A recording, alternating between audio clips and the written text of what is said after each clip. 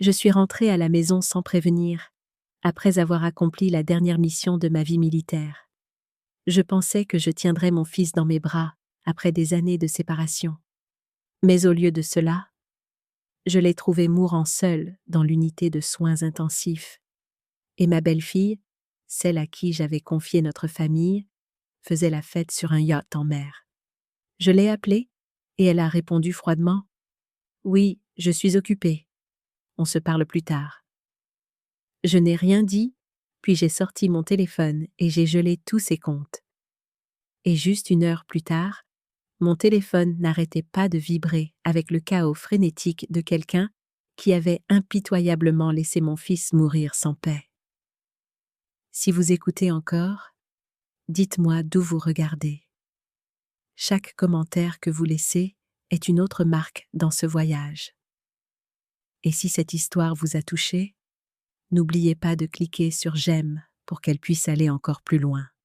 Je suis Valentine Cole, 61 ans, officier de la Marine nationale française, ayant servi pendant près de 4 décennies.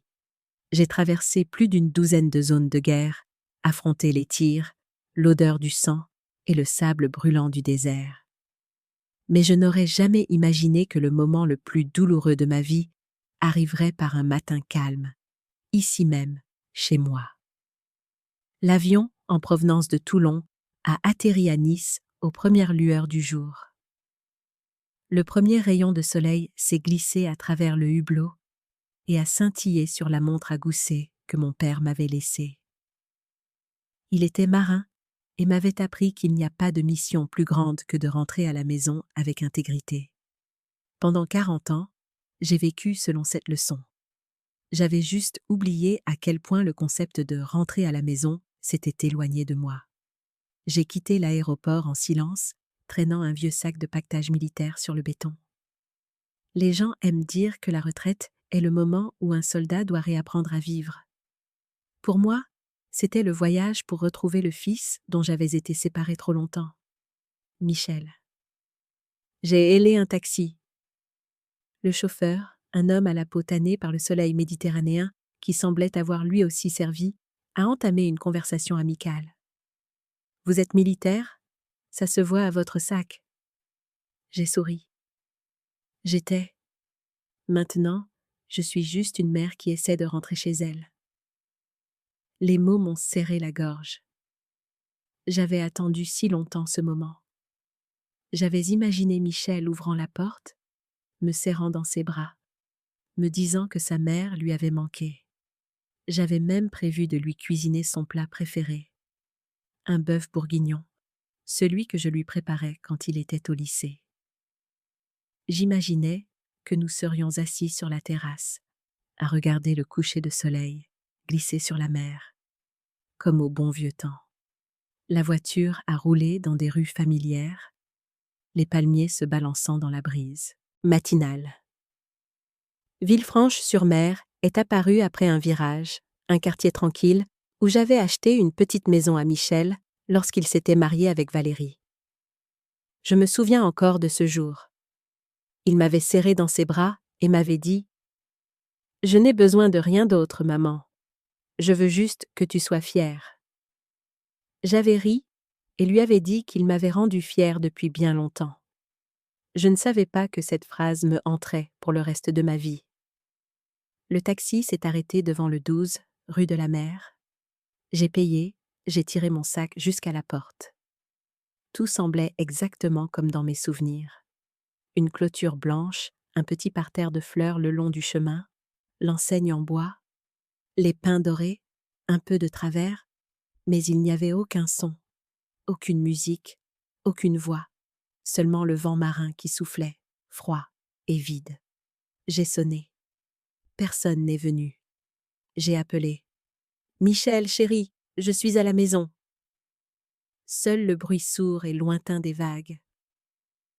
J'ai sonné à nouveau, puis j'ai essayé la poignée de la porte, verrouillée. Je suis passée par l'arrière et j'ai regardé par la fenêtre de la cuisine. La maison était plongée dans l'obscurité. Des chaises en bois étaient éparpillées. Des tasses et des assiettes sales traînaient. La boîte aux lettres, près du portail, était bourré de lettres déchirées et de prospectus. On aurait dit que personne n'y avait vécu depuis des semaines. Un courant d'air froid m'a effleuré la nuque et m'a fait frissonner. Mes instincts de soldat me disaient que quelque chose n'allait pas. À ce moment précis, une voix a appelé derrière moi. « Madame Cole, c'est bien vous, Madame Cole ?» Je me suis retournée. C'était Madame Henriette, la voisine de Michel. Une femme d'environ 70 ans, cheveux d'argent, pull violet, un arrosoir à la main. Je me suis approchée. « Oh, Henriette, je viens de rentrer ce matin. Où est mon fils? Pourquoi sa maison est-elle dans cet état ?» Son visage a pâli. Elle a hésité, puis a soupiré. « Vous ne saviez pas? Michel a été emmené à l'hôpital il y a 2 semaines. J'ai entendu dire que c'était une urgence en pleine nuit. L'ambulance est venue vers minuit. Je lui ai saisi la main. Et Valérie? Ma belle-fille. Pourquoi personne ne m'a appelée? Henriette a secoué la tête. Elle était là les premiers jours. Puis je l'ai vue partir sur un yacht avec des amis. Pas plus tard qu'hier, elle a posté des photos de fête sur Facebook au port de plaisance de Saint-Tropez. Je pensais que vous saviez déjà. Je me suis sentie engourdie. Mon corps tout entier s'est transformé en pierre. Je pouvais entendre mon cœur battre dans ma poitrine, chaque battement lourd et sec. J'ai demandé à nouveau, ma voix rauque comme le vent sur des galets. « Êtes-vous sûr que Michel est toujours à l'hôpital ?»« Oui, l'hôpital Saint-Raphaël, au centre-ville de Nice. » J'ai hoché la tête. Je l'ai remercié et je me suis détournée, mais mes jambes refusaient de bouger. La force qui m'avait permis de traverser les champs de bataille semblait s'être dissoute. Je suis restée figée sur le chemin de pierre, le regard fixé sur la fenêtre où Michel m'avait autrefois fait signe le jour de son mariage. Le vieux rideau était toujours là, mais derrière lui, il n'y avait rien, juste un vide froid et sombre. J'ai sorti mon téléphone et j'ai fait défiler jusqu'au nom de Valérie. J'ai appelé. Ça a sonné encore. Pas de réponse. J'ai rappelé. Cette fois, de la musique et la voix d'une femme se sont échappées du haut-parleur. « Oui, maman. Je suis occupée. Je te rappelle. »« Mon fils, où est-il ?» ?»« Valérie. J'ai entendu dire qu'il est à l'hôpital. » Il y a eu un silence. Puis sa voix est revenue, légère comme l'air. « Quelqu'un doit exagérer. Je suis en mer en ce moment. Je vérifierai en rentrant. » Et elle a raccroché. J'ai regardé l'écran, la lueur bleue se reflétant sur ma main tremblante. C'était comme si l'air avait été aspiré du monde autour de moi. Une partie de moi voulait crier, mais l'autre partie est restée immobile, silencieuse, froide et effroyablement lucide. J'ai tiré mon sac sur la terrasse et je me suis assise sur les marches. La lumière du midi filtrait à travers les feuilles et se posait sur la pierre où Michel et moi nous asseyions quand il avait 8 ans. Je me souviens encore de lui demandant « Maman, quand je serai grand, est-ce que je pourrai être un soldat comme toi ?» J'avais ri alors et lui avais ébouriffé les cheveux. « Tu peux être tout ce que tu veux, tant que tu n'oublies jamais de rentrer à la maison. » Maintenant, c'était moi qui n'étais pas rentrée assez tôt. Une rafale de vent a fait grincer l'enseigne, les pinces dorées. Je me suis levée, j'ai jeté un dernier regard à la maison, aux fleurs fanées, à la pelouse sèche, aux fenêtres embuées, aucune trace d'un foyer. Je savais où je devais aller. J'ai ramené mon sac au portail et j'ai fait signe à un taxi. En attendant, j'ai sorti la montre à gousset. La gravure sur le couvercle était usée. Pour ceux qui rentrent toujours au port. L'aiguille des secondes continuait sa course, mais pour moi, le temps s'était arrêté. Un taxi s'est arrêté. Le chauffeur a ouvert la porte et a demandé « Où allez-vous, madame ?» J'ai répondu doucement, chaque mot comme un ordre. Hôpital Saint-Raphaël, le plus vite possible. Nous sommes partis. Nice défilait par la fenêtre, des rues familières qui me semblaient soudain étrangères. Chaque lampadaire, chaque rangée d'arbres alourdissait mon cœur. J'ai pressé une main sur ma poitrine, essayant de calmer ma respiration. Mais les mots d'Henriette résonnaient. Votre fils est à l'hôpital depuis 2 semaines. J'ai baissé les yeux sur la montre. L'aiguille des minutes a avancé d'un cran. 1 heure. C'est tout ce qu'il a fallu pour aller de l'aéroport à la maison, puis de la maison à l'hôpital. Juste 1 heure. Et d'une manière ou d'une autre, toute ma vie s'était effondrée. Je me suis penchée en arrière, les larmes coulant avant même que je m'en rende compte. J'ai vu des camarades tomber, mais je n'ai jamais ressenti une perte me déchirer comme celle-ci.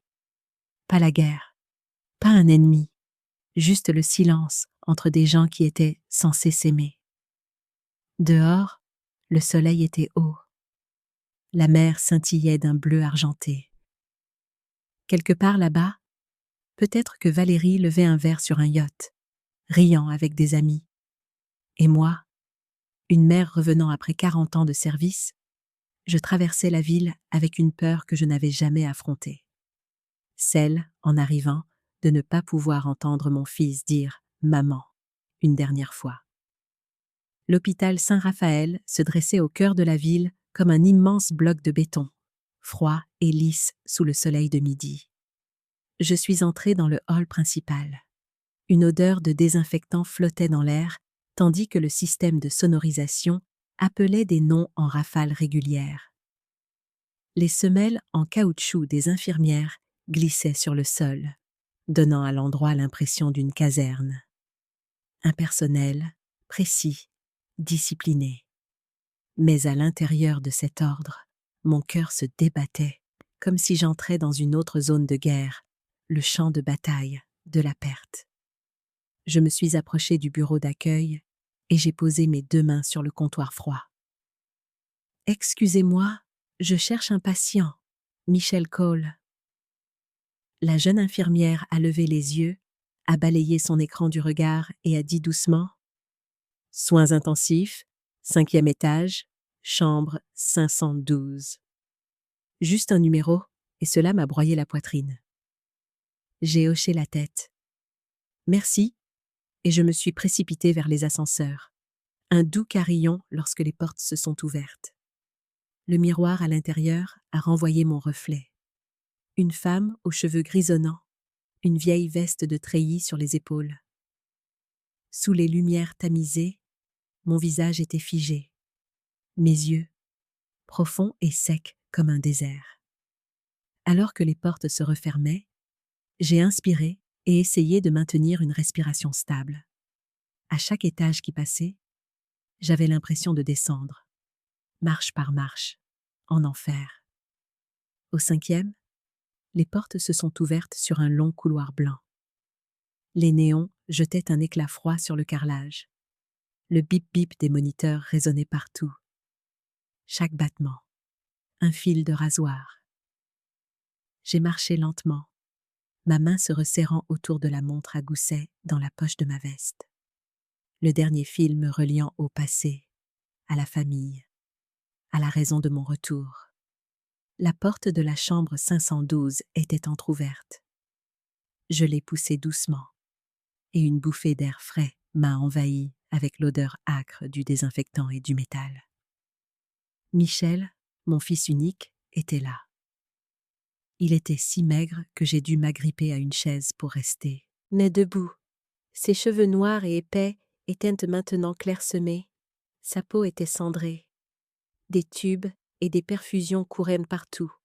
Poignets, poitrine, nez. Chaque respiration était un fil fragile. Je reconnaissais à peine mon garçon. Une peur primale a surgi dans ma poitrine. J'avais vu des hommes mourir sur les champs de bataille, mais je n'avais jamais imaginé voir ça. Mon fils s'éteignant dans la solitude. À côté du lit, un médecin d'âge mûr prenait des notes. Son badge indiquait Julien Patel, MD.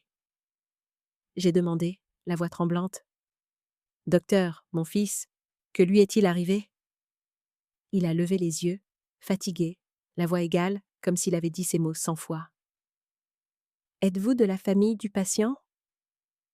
Je suis sa mère. Il a hoché la tête, a fermé le dossier et a parlé doucement. Il a un cancer de l'estomac en phase terminale. Au moment où il a été admis, il y avait déjà des métastases. Nous ne pouvons que gérer la douleur et maintenir ses fonctions vitales. S'il avait été traité plus tôt, il aurait pu avoir 1 année ou 2 de plus. Ma tête tournait. Cancer, phase terminale. Ai-je répété comme si j'avais perdu la raison.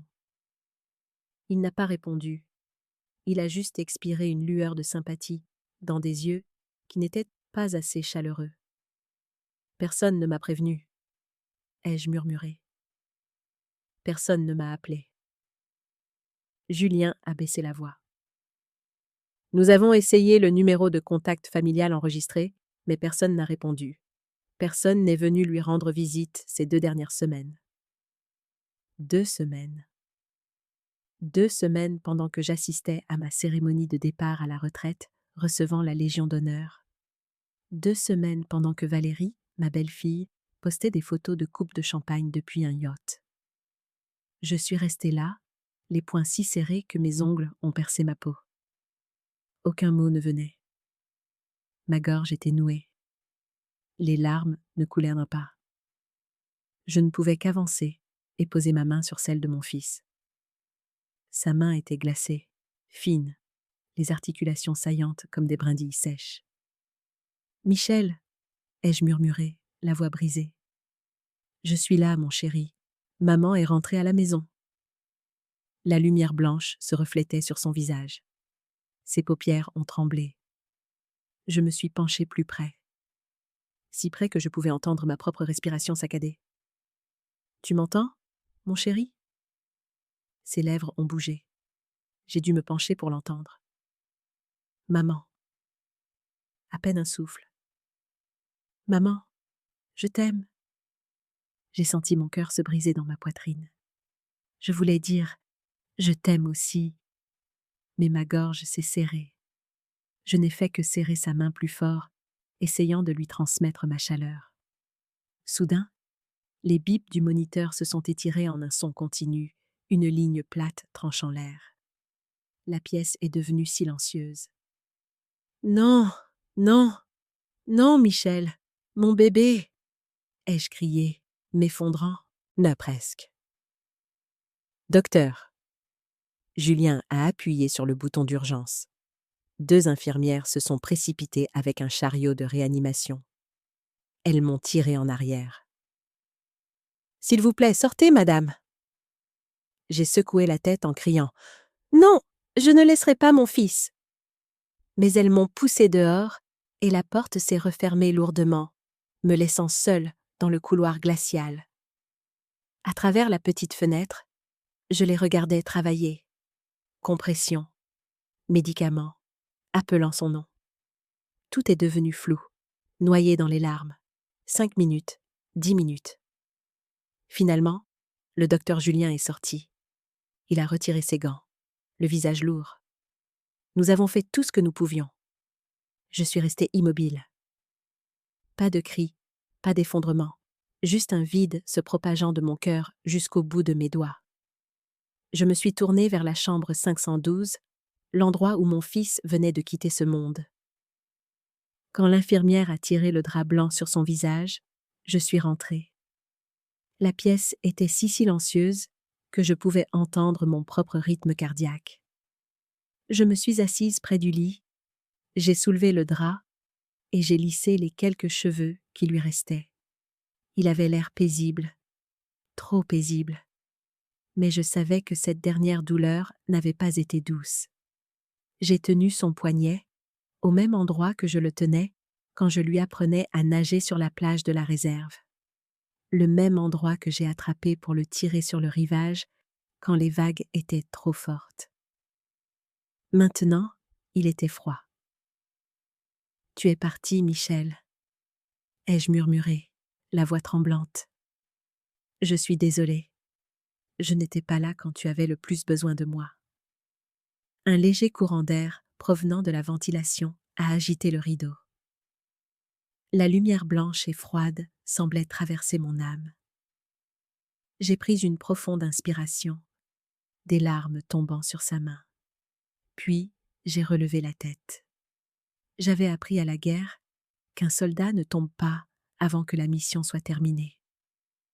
Et maintenant, je n'avais pas le droit de tomber, car ma mission finale était de découvrir la vérité sur la mort de mon fils. J'ai sorti mon téléphone de ma veste et j'ai essuyé mes joues avec le dos de ma main. L'écran s'est allumé, reflétant un vieux visage aux yeux gonflés. Pourtant, le regard avait changé. Plus de désespoir, seulement une froide résolution. J'ai ouvert l'application bancaire. Les mots « compte joint, Michel et Valérie Cole » sont apparus. J'ai regardé pendant quelques secondes, puis j'ai appuyé sur « Geler le compte ». Une fenêtre est apparue. « Êtes-vous sûr ?» J'ai appuyé sur « Oui ». L'écran a clignoté. Tous les comptes liés ont été gelés. J'ai fermé le téléphone, ma main tremblant légèrement, mais pour la première fois depuis des heures, je me sentais respirer. Non pas parce que j'étais soulagée, mais parce que j'avais commencé à me battre. Dehors, le soleil se couchait derrière l'hôpital, baignant les vitres d'une lumière orangée. Une infirmière est passée et m'a fait un petit signe de tête, mais je n'ai pas répondu. Je suis restée là, à regarder le drap blanc sur le lit où mon fils avait ri, avait vécu, et où maintenant, seul le silence demeurait. J'ai posé ma main sur le drap et j'ai murmuré « Repose en paix, mon chéri. Je m'occuperai du reste. » Puis, je me suis détournée et j'ai quitté l'unité de soins intensifs, chaque pas plus lourd de douleur. Mais en moi, un feu s'était allumé. Cette fois, je ne me battrai pas pour l'armée. Je me battrai pour la justice de mon fils. Je ne me souviens pas combien de temps je suis restée devant la salle de réanimation après que l'infirmière a tiré le drap blanc sur le visage de mon fils. Le couloir du 5e étage était toujours lumineux, mais pour moi, cette lumière blanche était perçante, froide comme du métal. Les gens passaient, discutaient, riaient doucement, comme si rien ne venait de se passer, comme si la mort de Michel n'était qu'une ligne de plus dans le rapport de fin de journée. J'ai quitté les soins intensifs et j'ai marché le long du couloir jusqu'à une rangée de sièges près de la fenêtre. Dehors, le ciel basculait vers le soir. Le coucher de soleil teintait les vitres de rouge. Ma main tremblait alors que je posais mon téléphone sur mes genoux. J'ai pris une profonde inspiration et j'ai appelé Valérie. Ça a sonné plusieurs fois. Puis un morceau de musique électronique a éclaté, fort, des rires animés, des verres qui trinquent, le bruit des vagues se mêlant au rythme. À l'autre bout du fil, la voix de Valérie est venue, légère, plate, distante. « Oui, maman, qu'est-ce qui se passe ?» J'ai dégluti. Ma voix est sortie rauque. « Michel est parti !»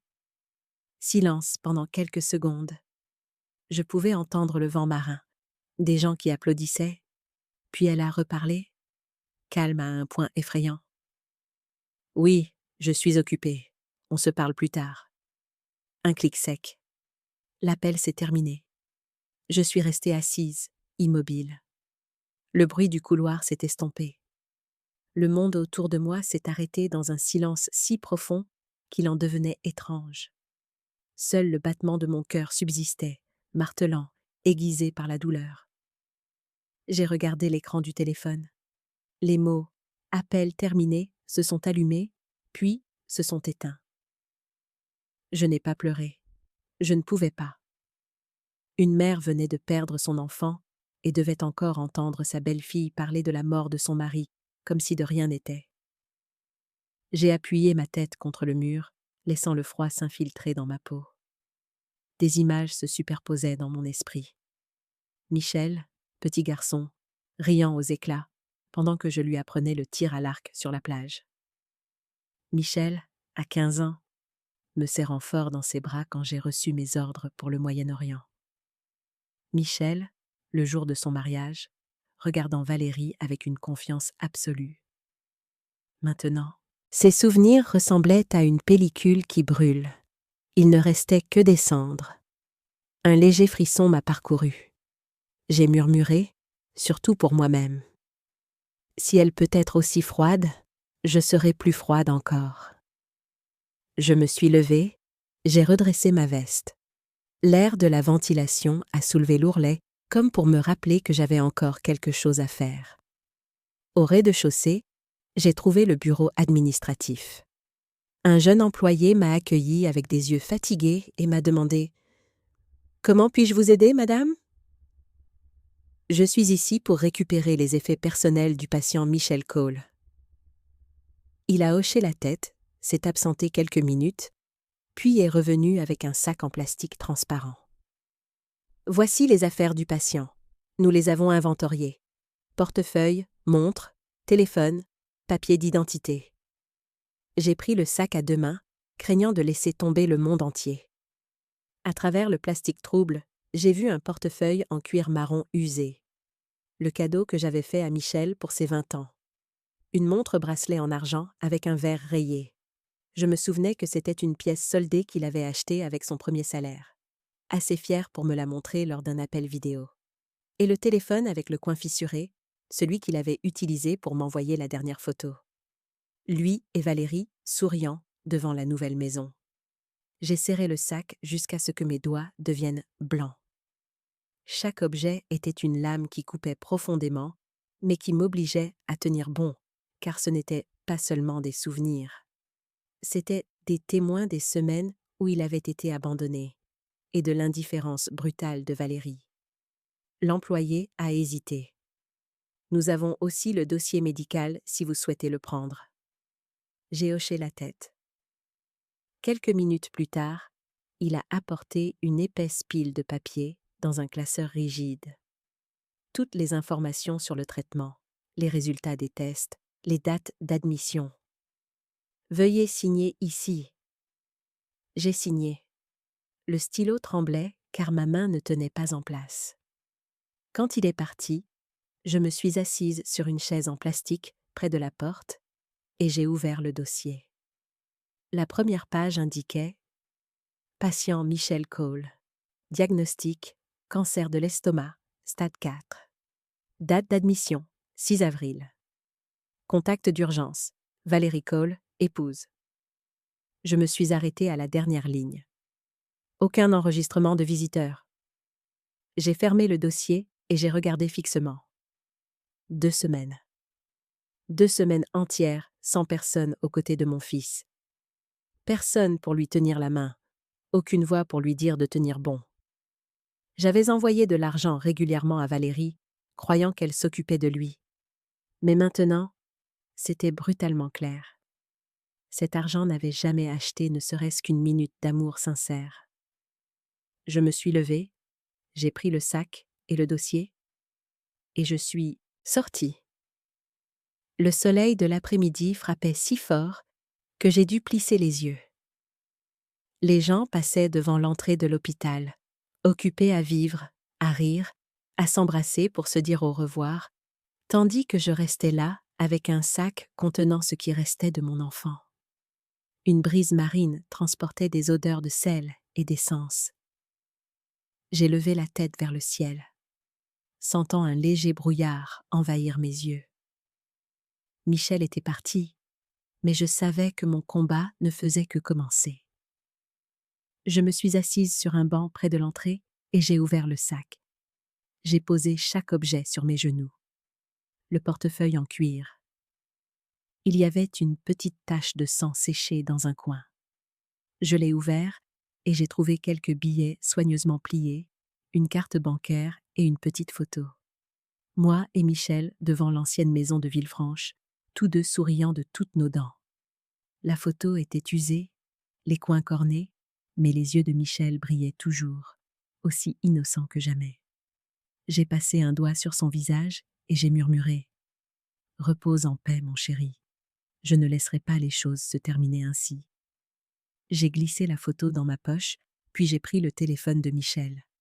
L'écran était fissuré, mais il s'est allumé lorsque j'ai appuyé sur le bouton d'alimentation. Le code de déverrouillage était sa date de naissance. Je le connaissais. L'écran s'est donc ouvert du premier coup. Les appels récents étaient tous des banques, des cliniques et quelques SMS non lus. Pas un seul appel de Valérie. J'ai ouvert le premier SMS. Votre paiement de 3 500 € a été reçu. Yacht Club de Saint-Tropez. Je l'ai lu lentement, chaque mot brûlant en moi. Une question s'est posée. Pendant que mon fils était hospitalisé, à quoi dépensait-elle exactement l'argent? J'ai fermé le téléphone et je l'ai rangé. Quand j'ai relevé la tête, le coucher de soleil était presque terminé. Les ombres des palmiers s'étiraient sur les pavés, apportant le froid du soir. J'ai tenu la montre à gousset de mon père et j'ai senti le tic-tac régulier, le rythme du temps, des affaires inachevées. Une infirmière est passée et m'a demandé doucement « Avez-vous besoin de quelque chose d'autre, madame ?» J'ai esquissé un faible sourire. « Non, merci. J'ai juste besoin de quelques minutes pour dire au revoir. » Elle a hoché la tête et a continué son chemin. Je me suis levée et j'ai lentement marché vers la grille de l'hôpital. À chaque pas, mes talons résonnaient sur le béton froid comme un tambour lent pour un adieu. Je me suis arrêtée au panneau qui indiquait « Centre hospitalier Saint-Raphaël ». La lumière jaune baignait les lettres métalliques, les faisant briller dans le crépuscule. J'ai parlé doucement, presque comme un vœu. « Fils, je te promets qu'elle ne touchera plus un centime. » Je me suis retournée et je suis partie. Mon ombre s'étirait sur le sol, s'estompant dans les dernières lueurs du soleil. Dans ma main, le sac en plastique bruissait. Un petit son plus lourd que n'importe quelle charge que j'avais portée en 40 ans d'uniforme. Car cette fois, je ne portais pas une arme ou des ordres. Seulement la douleur et la résolution d'une mère qui avait été trahie. La nuit est tombée. Le ciel de Nice était voilé d'une fine brume. Les lampadaires déposèrent de l'or sur la route silencieuse. Je suis retournée à la maison de Michel, l'endroit qui était autrefois son foyer. 40 ans dans l'armée m'avaient appris à tout affronter. La guerre, les pertes, la peur. Mais ce soir-là, tout ce que je ressentais était le froid et le vide. La vieille clé dans ma poche ressemblait à une pierre. Quand elle a glissé dans la serrure, le clic sec a brisé l'air vicié, lourd d'humidité et de vin éventé. Une profonde inspiration n'a pas suffi à repousser la pourriture. L'odeur de l'abandon. La pièce était noire. La lumière de la terrasse fuyait par la fenêtre et dessinait de longues traînées grises sur le sol. J'ai actionné l'interrupteur. Une faible ampoule jaune a clignoté et s'est allumée, révélant une scène qui m'a serré le cœur. Un verre à vin taché de rouge à lèvres sur la table. Une boîte de pizza moisie laissée à pourrir. Un flacon de parfum roulant sous le canapé et une poussière si épaisse sur le sol que mes empreintes de pas étaient clairement imprimées là où j'avais marché. Il n'y avait aucun signe de maladie, aucun soin, aucune nuit passée à veiller sur quelqu'un que l'on aime. Seulement les détritus de fête et un silence coupable. Sur la table, enfouie sous des magazines de mode et des papiers volants, une pile de documents dépassait. Du papier épais, taché de vin séché, imprimé de chiffres qui m'ont glacé. La première facture provenait de Marina Bay Charter Service. Location de yacht de 3 jours, 148 000 €. Page suivante. Collier en diamant, quartier, place Vendôme, 192 500 €. Après cela, hôtel Le Negresco, suite présidentielle, 29 000 €. Chaque page portait la même ligne. Payé par Michel Cole. Les chiffres s'alignaient, nets et froids, comme un verdict. Je me suis arrêtée aux dates de paiement. Mon cœur s'est effondré. Toutes correspondaient à la période où Michel était aux soins intensifs, luttant pour ses dernières respirations. Mes yeux me brûlaient, mais je ne me suis pas permis de pleurer. Les sentiments étaient inutiles maintenant. J'ai tranquillement sorti mon téléphone et j'ai photographié chaque facture, chaque numéro. La lumière de l'écran baignait mes mains tremblantes et renvoyait mon visage vieillissant dans la fenêtre, le visage d'une mère transformant la douleur en preuve. Au bas de la pile, une fine enveloppe était partiellement pliée. À l'intérieur se trouvait une confirmation de paiement bancaire avec la signature numérique de Valérie. Une petite note dans le coin.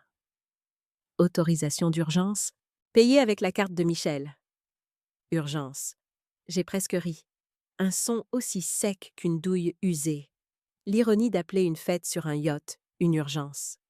Un courant d'air froid a traversé la fenêtre fissurée et a agité le rideau poussiéreux. Sur la table, une bouteille à moitié vide a basculé et a roulé un peu, produisant un léger cliquetis. J'ai regardé autour de moi. Tout portait la marque de Valérie. Des talons jetés sur le sol. Un tube de rouge à lèvres sous la chaise. Un foulard en soie jeté sur la coudoir. Tout suggérait une femme vivant dans le luxe.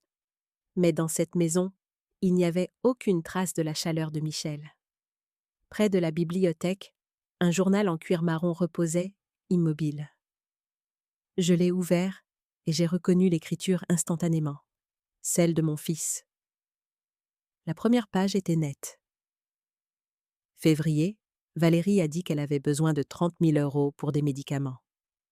Mars, 50 000 € pour payer les factures d'hôpital. L'assurance est suspendue. Avril, 40 000 € pour réparer le toit. Dans la marge, une petite note à l'encre brouillée par l'eau. Elle a promis qu'elle me rembourserait quand j'irais mieux. La date était de 3 jours avant son admission. Une douleur aiguë m'est montée à la gorge.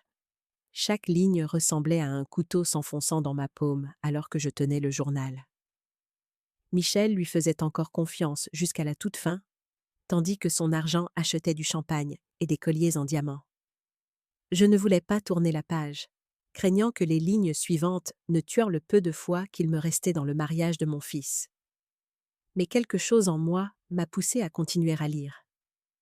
Vers la fin, Michel a écrit « Maman, j'ai peur. Valérie a changé. Elle cache quelque chose et je n'ose pas demander. Si je ne m'en sors pas, s'il te plaît, dis à maman que j'ai fait de mon mieux. » La dernière ligne était maculée, comme si sa main avait trop tremblé pour écrire davantage. J'ai posé le journal, j'ai pris ma tête dans mes mains et je suis restée assise en silence. Dehors, le bruit lointain des vagues ressemblait à un faible battement de cœur résonnant encore dans ma mémoire. Au bout d'un moment, je me suis levée et j'ai ouvert le tiroir du bureau. Au fond se trouvait un vieil ordinateur portable, l'écran éraflé, poussiéreux. J'ai appuyé sur le bouton d'alimentation et le ventilateur s'est mis en marche. Le mot de passe était la date de naissance de Michel, 0817. L'écran s'est allumé, reflétant mes yeux creux. Le dossier des emails envoyés montrait une série de messages. En haut de la liste se trouvait un email intitulé « Fête sur un yacht, confirmation de réservation complète », envoyé depuis l'adresse de Valérie. Payé avec la carte de Michel. J'ai lu chaque ligne de confirmation, chaque signature électronique, chaque débit. Il n'y avait aucune trace d'hésitation. Elle savait exactement ce qu'elle faisait et savait que personne ne vérifierait, car la seule personne qui aurait pu le remarquer était entre la vie et la mort. Une autre pièce jointe était intitulée « Menu et liste d'invités ». Je l'ai ouverte. Première ligne, champagne Armand de Brignac, 20 bouteilles. Plus de 30 invités, tous des noms que je ne connaissais pas. J'ai tout sauvegardé. La lumière froide de l'écran baignait mon visage jusqu'à ce que toute la pièce semble grise acier. Ce que je ressentais n'était plus de la rage. C'était une froide et absolue résolution. En m'éloignant du bureau, un éclat dans le coin d'une vitrine m'a fait m'arrêter. Un cadre était posé face contre terre. Le verre était fissuré. Je l'ai ramassé. C'était une photo de mariage. Michel souriant doucement. Valérie appuyée sur son épaule. Les yeux doux pour l'appareil photo. Au dos, une ligne manuscrite. À mon partenaire pour toujours. J'ai laissé échapper un rire silencieux. Pas de son, juste de l'amertume coincée dans ma gorge. La nuit s'est approfondie. Le clair de lune glissait à travers les rideaux, traçant les murs tachés, où les souvenirs de mon fils étaient autrefois accrochés. J'ai parcouru la maison, rassemblant chaque pièce à conviction. Factures, photos, notes, emails. J'ai tout sauvegardé dans un seul dossier sur mon téléphone et je l'ai nommé simplement « Pour Michel ». Quand j'ai eu fini, je me suis assise près de la fenêtre. Dehors, la mer bourdonnait à voix basse, le son familier de la Côte d'Azur où mon fils a grandi. J'ai rouvert le journal en cuir, mes mains tremblant alors que je lisais la dernière ligne. « Maman, si je ne m'en sors pas, s'il te plaît, pardonne-moi d'avoir aimé la mauvaise personne. » Ma gorge s'est serrée. J'ai passé doucement mes doigts sur la ligne, puis j'ai fermé le journal, et j'ai parlé à l'air, à peine plus fort qu'un murmure. « Non, Michel, je ne lui pardonnerai pas. Pas encore. » Je me suis levée, et je suis sortie de la maison. Le vent marin frappait fort, mêlant l'odeur du vin au jasmin du jardin. La lumière jaune baignait l'enseigne, les peines dorés, à moitié cassés. Les lettres restantes se balançaient dans le vent, grinçant avec un petit gémissement triste. Dans la rue vide, mon ombre s'étirait longuement sur le sol, traînant avec elle la douleur et le silence. Dans ma main, la montre à gousset de mon père continuait de faire tic-tac, de minuscules battements coupant la nuit comme un compte à rebours vers ce qui allait arriver. Je me suis arrêtée au portail et j'ai regardé la maison noyée dans l'obscurité. Chaque porte, chaque cadre de rideau racontait son histoire de la manière la plus silencieuse. L'histoire d'un homme trahi dans sa propre maison. J'ai serré mon téléphone et j'ai regardé les photos que je venais de sauvegarder. Les factures, le journal, les emails, les réseaux sociaux, tout était là. Chaque détail suffisait à prouver une seule vérité. Valérie n'était pas seulement négligente. Sa cupidité et ses mensonges avaient coûté la vie à Michel. Une rafale de vent a soufflé, froide et forte, soulevant mes cheveux. J'ai inspiré et j'ai redressé les épaules. À partir de maintenant, tout serait différent. Je n'étais plus la mère en deuil qui venait de perdre son fils, mais la femme qui ferait parler la justice. Et cette nuit-là, dans le bruit des vagues et la piqûre du sel, j'ai su une chose avec certitude. Valérie n'avait aucune idée qu'elle s'était trompée de personne à contrarier. Il était presque l'aube quand je suis retournée au motel près du port de Villefranche. La lumière jaune de la chambre se propageait faiblement sur le miroir où mon visage me regardait, plus vieux, plus dur, plus silencieux que jamais. Chaque muscle était encore tendu, comme pendant les années où je portais un uniforme. Pas une seule minute autorisée pour la faiblesse. Mais ce que j'allais faire ce soir-là n'était dans aucun manuel d'entraînement militaire.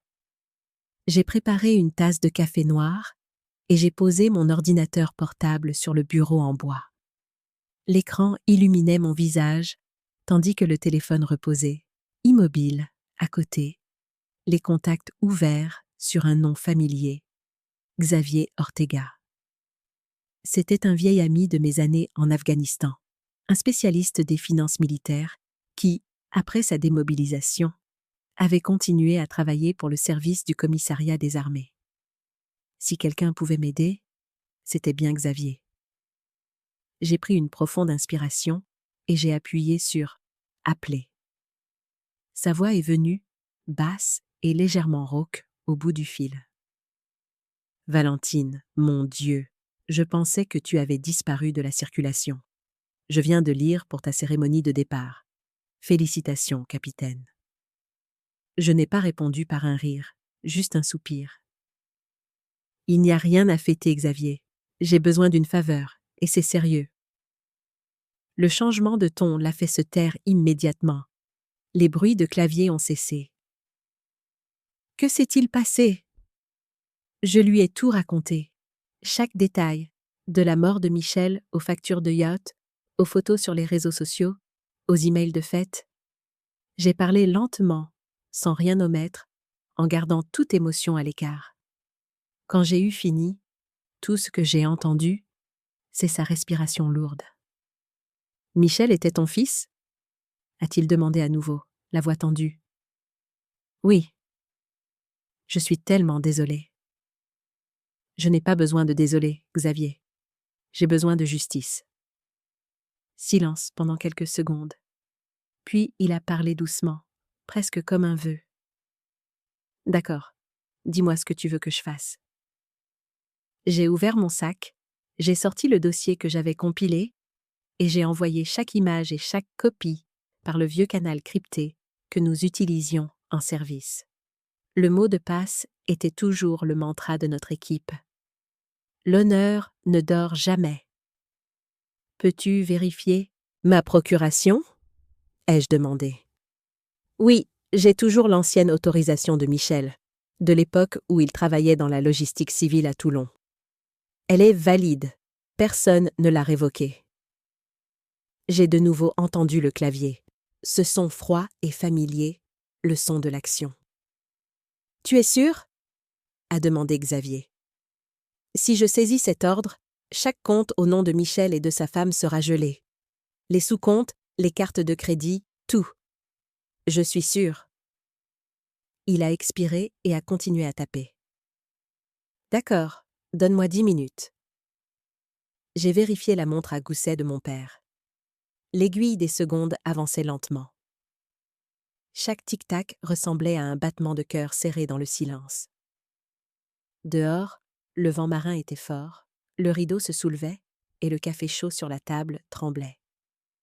Environ 20 minutes plus tard, mon téléphone a vibré. Un message crypté est apparu. Statut, compte gelé. Action terminée. Ortega. C'était tout. Pas de sirène, pas de coup de feu, pas de fumée. Mais je savais qu'une guerre avait commencé. Juste après, le téléphone a de nouveau vibré. Le numéro de Valérie. J'ai regardé l'écran lumineux dans le noir, mon doigt stable. Je n'avais pas prévu de répondre, mais la sonnerie a continué, et au 5e tour, j'ai appuyé sur « Accepter ». Sa voix a tranché, aussi vive que du métal. « Tu es folle ?» Je n'ai rien dit. « Tu n'avais pas le droit. Ce compte est à moi. Je vais te poursuivre en justice. » Toujours le silence. Son ton a monté, commençant à trembler. « Tu m'entends? J'ai besoin d'argent. C'est une urgence. » Je l'ai laissé parler, n'écoutant que sa respiration frénétique. Puis soudain, son ton s'est adouci, velouté. « Je suis désolée, j'ai paniqué. J'ai besoin d'argent pour les factures d'hôpital. On peut parler? » « Des factures d'hôpital ?» J'ai presque ri. « Tu devrais demander à ton mari pour les factures d'hôpital. » Ai-je dit doucement, ma voix si froide et stable qu'elle m'a surprise moi-même. « Quoi? Qu'est-ce que tu dis? » « Ton mari n'a plus besoin de factures d'hôpital, Valérie. Il est parti et ne m'appelle plus jamais. » J'ai raccroché et j'ai laissé la longue tonalité vide s'étirer dans la pièce. Le café avait refroidi, l'amertume dans l'air correspondait au goût de ma colère. Parfois, la justice ne vient pas d'un tribunal. Elle commence au moment où l'on ose dire la vérité que quelqu'un d'autre continue de fuir. Avez-vous déjà dû rester calme face à la trahison? Partagez-le avec moi dans les commentaires pour que tous ceux qui ont vécu cela sachent qu'ils ne sont pas seuls. Cette nuit-là, j'ai choisi d'agir comme un soldat, entraîné à survivre au chaos. Ne pas pleurer, ne pas attendre, juste agir. Je suis retournée à la maison de Michel avec un kit de changement de serrure. Porte d'entrée, porte arrière, même les fenêtres. J'ai changé chaque serrure. Chaque tour de tournevis sonnait fermement, comme mon cœur qui recommençait à battre. Sur la porte, j'ai placé un scellé. Propriété du service du commissariat des armées, sous enquête. Les voisins ont jeté un coup d'œil, surpris, mais personne n'a posé de questions. Je savais qu'ils avaient peur. Dans l'armée, on dit « Quand un soldat rentre à la maison sans un sourire, il vaut mieux ne pas se mettre sur son chemin. » Quand j'ai eu fini, j'ai apporté le sac de Michel à l'intérieur et je l'ai posé sur la table. Sa montre en argent reposait sous la lumière, le verre scintillant comme une fine lame. J'ai ouvert mon ordinateur portable, j'ai branché un disque dur et j'ai commencé à sauvegarder tout ce qui se trouvait sur son ordinateur. Email, notes, transactions bancaires, photos. Chaque fichier était stocké et crypté de la manière dont j'avais appris aux jeunes recrues à protéger les données sur le terrain. Les touches claquaient régulièrement, sans jamais s'arrêter. Dehors, le vent sifflait dans le cadre de la fenêtre et transportait l'air salin. Mais je n'avais pas froid. Je me sentais complètement éveillée. Au milieu de la nuit, mon téléphone s'est de nouveau allumé. Un flot de messages de Valérie a afflué. « Tu vas le regretter. J'ai des amis. Je suis désolée. J'ai surréagi. S'il te plaît, j'ai besoin d'argent de toute urgence. On peut parler ?» Les lignes dansaient sur l'écran, mêlées d'émojis suppliants et de faux cœurs. Je les ai regardés pendant un long moment, puis j'ai verrouillé l'écran. Aucune réponse, aucune émotion. Une seule règle dans ma tête. Ne pas négocier avec un traître. Vers 3 heures du matin, la dernière sauvegarde s'est terminée. J'ai fermé l'ordinateur portable et je me suis penchée en arrière. Sur la table, des papiers, des cartes bancaires et le journal en cuir de Michel reposaient côte à côte comme une formation, prête à être déployée. Dehors, l'océan a commencé à s'agiter. Je pouvais entendre l'eau frapper les rochers comme les nuits où je patrouillais dans le Pacifique. Juste moi et le vent. Dans le noir, tout peut être un ennemi, sauf la résolution. J'ai versé plus de café et j'ai regardé par la fenêtre qui brillait des premières lueurs de l'aube. De fins rayons se sont glissés à travers la brume et sont tombés sur la ligne que j'avais écrite dans mon carnet. Jour 1 sans Michel. Jour 1 de redevenir un soldat. Sur la table, la montre à gousset de mon père faisait tic-tac régulièrement. Je l'ai ouverte et j'ai lu la gravure. Pour ceux qui rentrent toujours au port. Pour la première fois, je l'ai comprise complètement. Car cette fois, je ne rentrais pas à la maison pour me reposer. Je rentrais à la maison pour me battre. Pas avec une arme, mais avec la vérité. Je me suis levée, j'ai fermé l'ordinateur portable et j'ai regardé la pièce silencieuse. Sur la porte, le scellé militaire captait la lumière du matin comme un avertissement. J'ai inspiré et j'ai senti mon sang se réchauffer à nouveau. Chaque battement fort, décisif. Une nouvelle guerre avait commencé et je savais qu'il y a des batailles qu'un soldat gagne avec l'esprit et la volonté. Aucun coup de feu n'est nécessaire. Le lendemain matin, le ciel de Nice était grisacier. D'épais nuages dérivaient au-dessus de l'eau, reflétant un argent froid. J'étais assise dans la voiture, les mains sur le volant, fixant le bâtiment de verre en face. Le cabinet de maître Armand Ruiz. une forte rafale de vent a fait claquer le drapeau à l'entrée. J'ai pris une profonde inspiration et je me suis rappelé que ce n'était plus seulement une affaire de famille. C'était une affaire qui avait besoin de la lumière du jour. J'avais entendu le nom de Ruiz par Xavier Ortega. Il avait été procureur spécial dans des affaires d'abus financiers familial, un homme qui ne craignait aucun pouvoir et n'avait aucune pitié pour les gens qui jouaient les faibles. Dans le passé, il avait aidé de nombreux anciens combattants à récupérer des biens volés par des proches. Maintenant, j'espérais juste qu'il était assez tenace pour aller jusqu'au bout avec moi. J'ai poussé la porte. Le cabinet se trouvait au 3e étage d'un immeuble moderne. De grandes baies vitrées donnaient sur le rivage. Une lumière tamisée glissait sur des étagères remplies de dossiers. L'odeur du café se mêlait à celle du papier neuf. Une jeune assistante m'a conduite dans une salle de conférence où Armand Ruiz se tenait, attendant. Grand, les cheveux poivre et sel, un costume gris ajusté, des yeux perçants comme quelqu'un habitué à lire la vérité à travers les mensonges. « Madame Cole », a-t-il dit, me tendant la main d'une voix rauque, façonnée par trop de procès.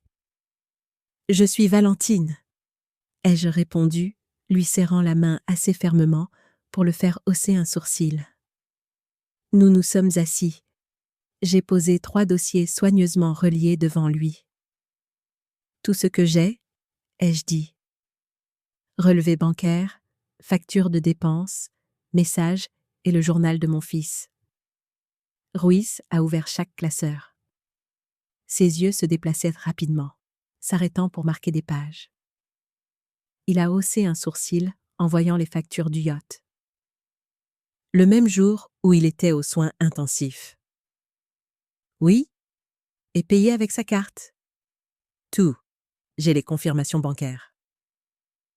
Il a légèrement hoché la tête, a sorti un stylo rouge et a commencé à marquer page après page, sa voix stable comme s'il rédigeait un verdict.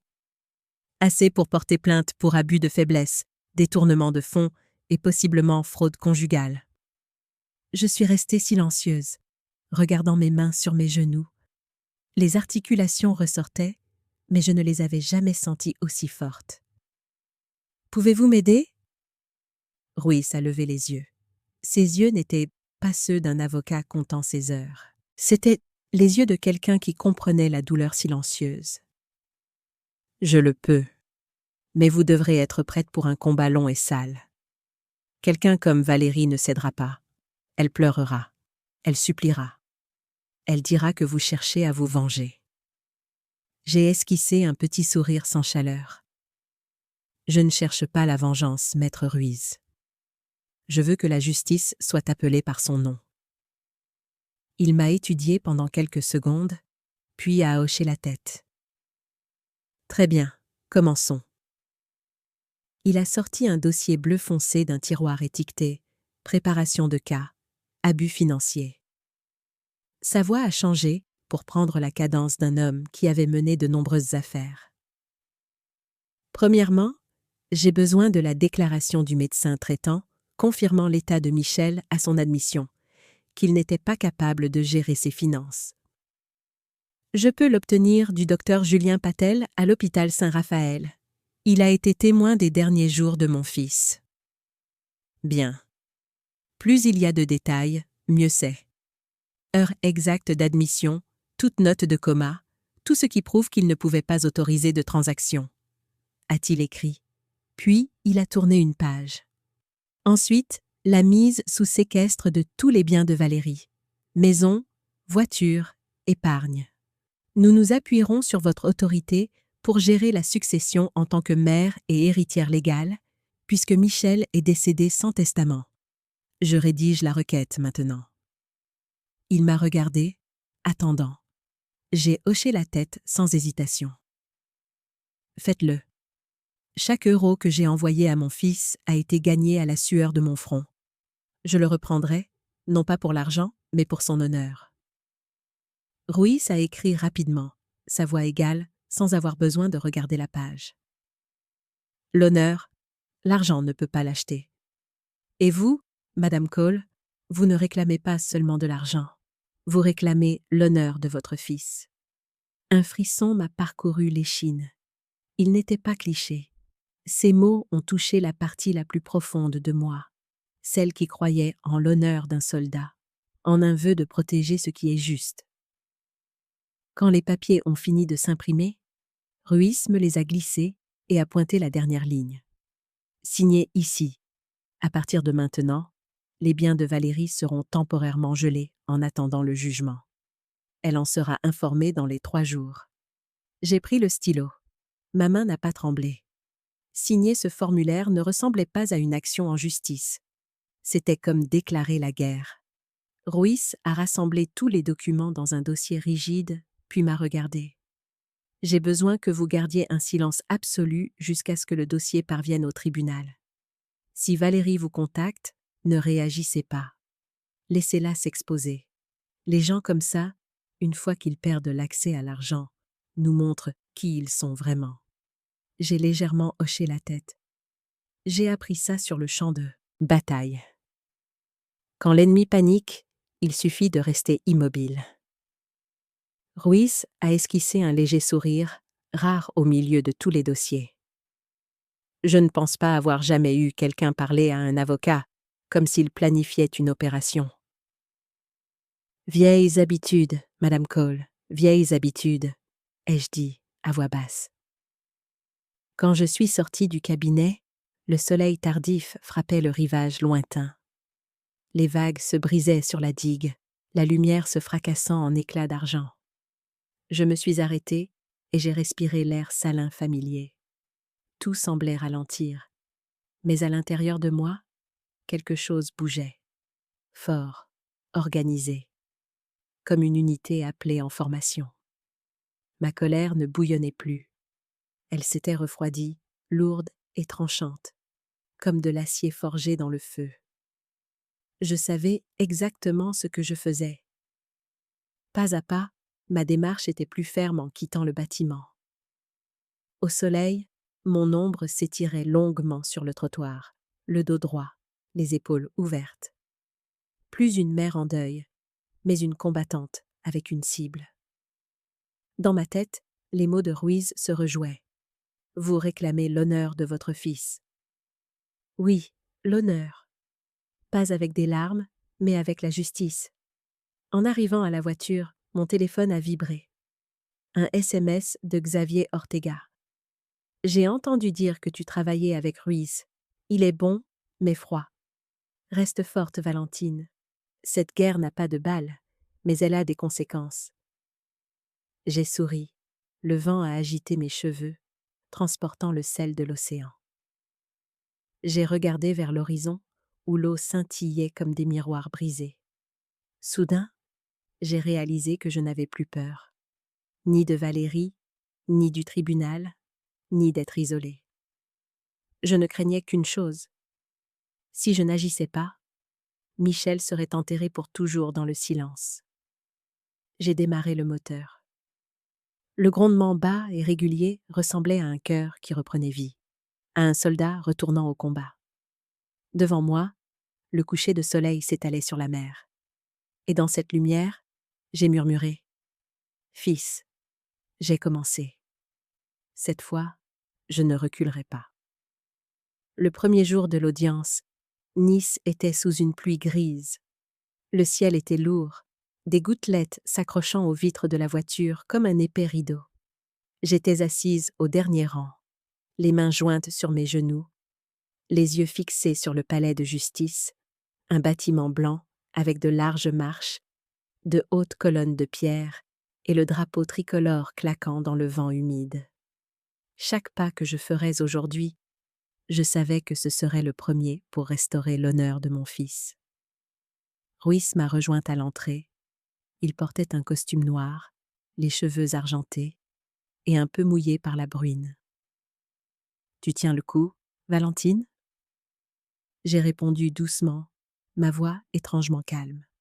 « Mieux que jamais. » Il a hoché la tête, a ouvert sa mallette et a vérifié le dossier une dernière fois. « Tout est prêt. Le juge a convoqué une Audience en référé, car les comptes sont en litige. Aujourd'hui, nous avons seulement besoin de suffisamment de preuves pour maintenir le contrôle sur la succession.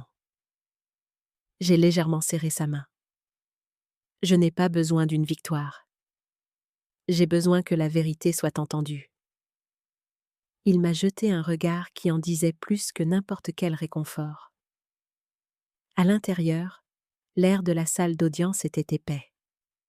La pluie tambourinait sur le dôme tandis que les spectateurs murmuraient. Quand la porte du fond s'est ouverte, Valérie est entrée. Robe noire de créateur, boucles souples, un maquillage étudié pour paraître fatiguée et en deuil. Mais le tic à ses lèvres racontait une autre histoire. Elle m'a jeté un coup d'œil, puis a détourné le regard et a glissé vers la table de la défense. Son avocat, un jeune homme à la cravate rouge vif, a fait un signe de tête au juge et a dit sèchement : « Votre honneur, ma cliente est en profonde détresse émotionnelle après le décès de son mari. » Ruiz n'a pas regardé. Il s'est tenu droit, ses mots clairs et secs. « Et votre cliente a contribué à ce décès ? » La salle s'est figée. Je pouvais entendre ma propre respiration. La juge, une femme d'âge mûr au regard sévère, a frappé de son marteau. « Maître Ruiz, présentez vos preuves. » Ruiz a ouvert son ordinateur portable, connecté au grand écran derrière lui. La lumière du projecteur a rempli l'espace, se reflétant sur le mur et sur chaque visage qui regardait. Il a parlé lentement, avec la force de quelqu'un qui a traité des centaines d'affaires. Pièce à conviction numéro 1. Les relevés bancaires du défunt, Michel Cole, décédé le 18 avril.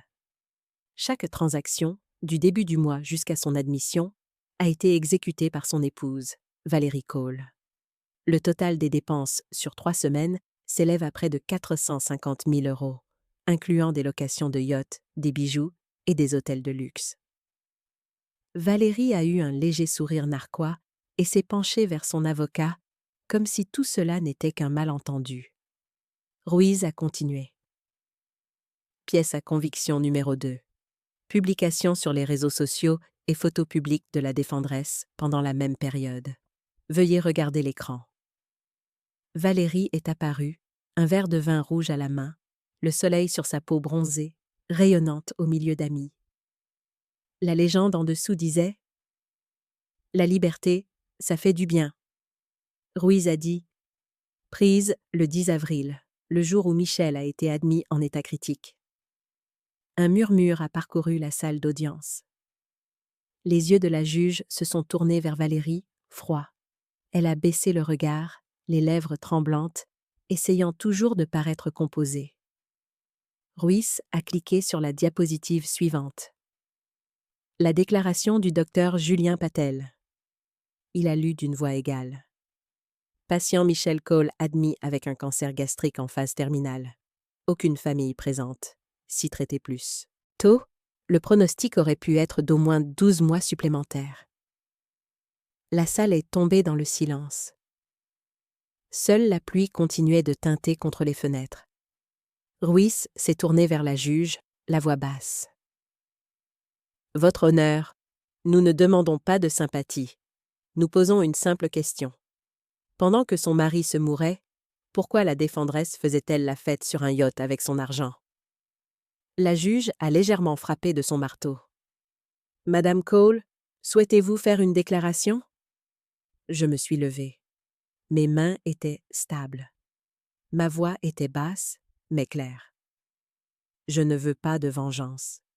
Je ne veux pas de représailles. Je veux savoir si quelqu'un mérite d'être laissé pour mourir comme ça. Un homme qui a fait confiance, qui a aimé, qui a donné sa vie à quelqu'un, pour ensuite quitter ce monde seul, pendant que sa femme levait un verre en mer. Personne n'a parlé. Ruiz m'a fait un léger signe de tête, une assurance tranquille. L'avocat de Valérie s'est levé d'un bond, ajustant sa cravate, les mots se bousculant comme si le silence lui-même allait les engloutir. « Votre honneur, ce sont des spéculations émotionnelles. Les fonds du comte étaient des biens matrimoniaux. La défendresse avait le plein droit de les utiliser. Le décès de M. Cole est tragique, mais sa maladie était incurable. Ma cliente essayait simplement de continuer à vivre. Ce n'est pas un crime. Le marteau a craqué une fois de plus. Silence. Appelez le docteur Julien Patel. La porte arrière s'est ouverte. Le docteur Patel est entré, vêtu d'une blouse blanche, le visage fermé. Il s'est tenu à la barre des témoins, a prêté serment, puis a regardé droit devant lui. Monsieur Michel Cole est arrivé aux urgences avec une grave perte de sang et une faiblesse profonde. Si traité plus tôt, il aurait pu vivre au moins 1 an de plus. Je dois ajouter. Lorsqu'on lui a demandé s'il avait de la famille, il a dit « Ma femme est occupée ». La salle d'audience est devenue silencieuse. Chaque mot tombait comme du métal sur de la pierre. Ma poitrine s'est serrée, mais je suis restée droite et j'ai fixé Valérie. Elle ne voulait pas croiser mon regard. Ses mains se serraient l'une l'autre jusqu'à ce que ses articulations deviennent blanches. Ruiz s'est avancé. Docteur Patel, pendant le séjour du patient, quelqu'un lui a-t-il rendu visite? Personne. Merci. Il s'est tourné vers la juge avec une légère inclination. Ceci conclut notre présentation. Nous demandons une ordonnance de référé pour geler tous les actifs litigieux afin d'empêcher leur transfert ou leur dissimulation. L'autre partie a réagi vivement. Le jeune avocat s'est levé d'un bond, la voix tranchante. Objection. Il n'y a aucune preuve que ma cliente a l'intention de se soustraire à ses responsabilités financières. Ruiz a haussé un sourcil. Si dépenser près d'un demi-million d'euros pendant que son mari se meurt n'est pas une tentative de se soustraire, alors qu'est-ce que c'est? Un petit « oh » s'est échappé de la galerie. La juge a frappé plus fort de son marteau. Silence dans la salle. Puis, elle a regardé directement Valérie. « Madame Cole, souhaitez-vous répondre à ces allégations ?» Valérie a dégluti, essayant de se contenir, mais sa voix a tremblé, empreinte de dépit. « J'aimais mon mari. C'est juste que je ne supportais pas de le voir souffrir. J'avais besoin d'un peu de temps pour y échapper. Je n'ai rien fait de mal. C'était notre argent, et je voulais continuer à vivre. » Le visage de la juge n'a pas changé. Elle a de nouveau examiné le dossier, puis a frappé de son marteau. Après examen des pièces, des témoignages et des preuves, le tribunal rend l'ordonnance de référé suivante. Gel de tous les actifs de Valérie Cole. Octroi du contrôle de la succession et des comptes à Madame Valentine Cole en attendant de nouvelles audiences. Le marteau a frappé 3 fois, distinctement, mettant fin à la séance. Valérie s'est levée d'un bond, criant « Vous le regretterez! Vous ne pouvez pas me voler ma vie !» 2 officiers se sont approchés, l'ont prise par les bras et l'ont escortée dehors. Ses talons claquaient sur le sol en pierre, mêlés de sanglots et de malédictions vaines. Je suis restée assise. Pas de jubilation, pas de joie. Seulement un espace froid et vide en moi, comme si ce qui restait de mon âme s'était consumé dans cette salle d'audience. Alors qu'ils emmenaient Valérie, je me suis levée, j'ai lissé ma veste et je me suis tournée vers Ruiz. Il a hoché la tête, un bref sourire passant, non pas de victoire, mais de reconnaissance. La justice avait commencé à bouger. L'air froid nous a accueillis à l'extérieur. J'ai levé les yeux vers le ciel où les nuages commençaient à se déchirer, une fine bande de lumière après la pluie. De l'autre côté de la rue, l'océan murmurait, les vagues s'alignant pour se briser en blanc contre les rochers. Pour la première fois depuis des semaines, mon cœur battait normalement. Pas vite, pas de manière erratique, juste sûr. J'ai parlé doucement, comme si Michel pouvait m'entendre. Tu vois, fils, la justice a fait son premier pas, et je suis toujours là pour porter le reste pour toi. Ma colère ne flamboyait plus. Elle s'était refroidie en acier, froid, brillant et tranchant. La justice n'a pas besoin de flamme pour brûler. Elle a seulement besoin de quelqu'un d'assez stable pour empêcher la flamme de s'éteindre. C'est ainsi que j'ai choisi d'honorer mon fils, non pas avec une pierre tombale, mais avec des vies sauvées de sa douleur. J'ai utilisé ce qui restait après le gel des comptes par le tribunal, et j'ai lancé la Fondation Michel pour les patients atteints de cancer à faible revenu abandonnés par leur famille. Ruiz s'est occupé des formalités juridiques.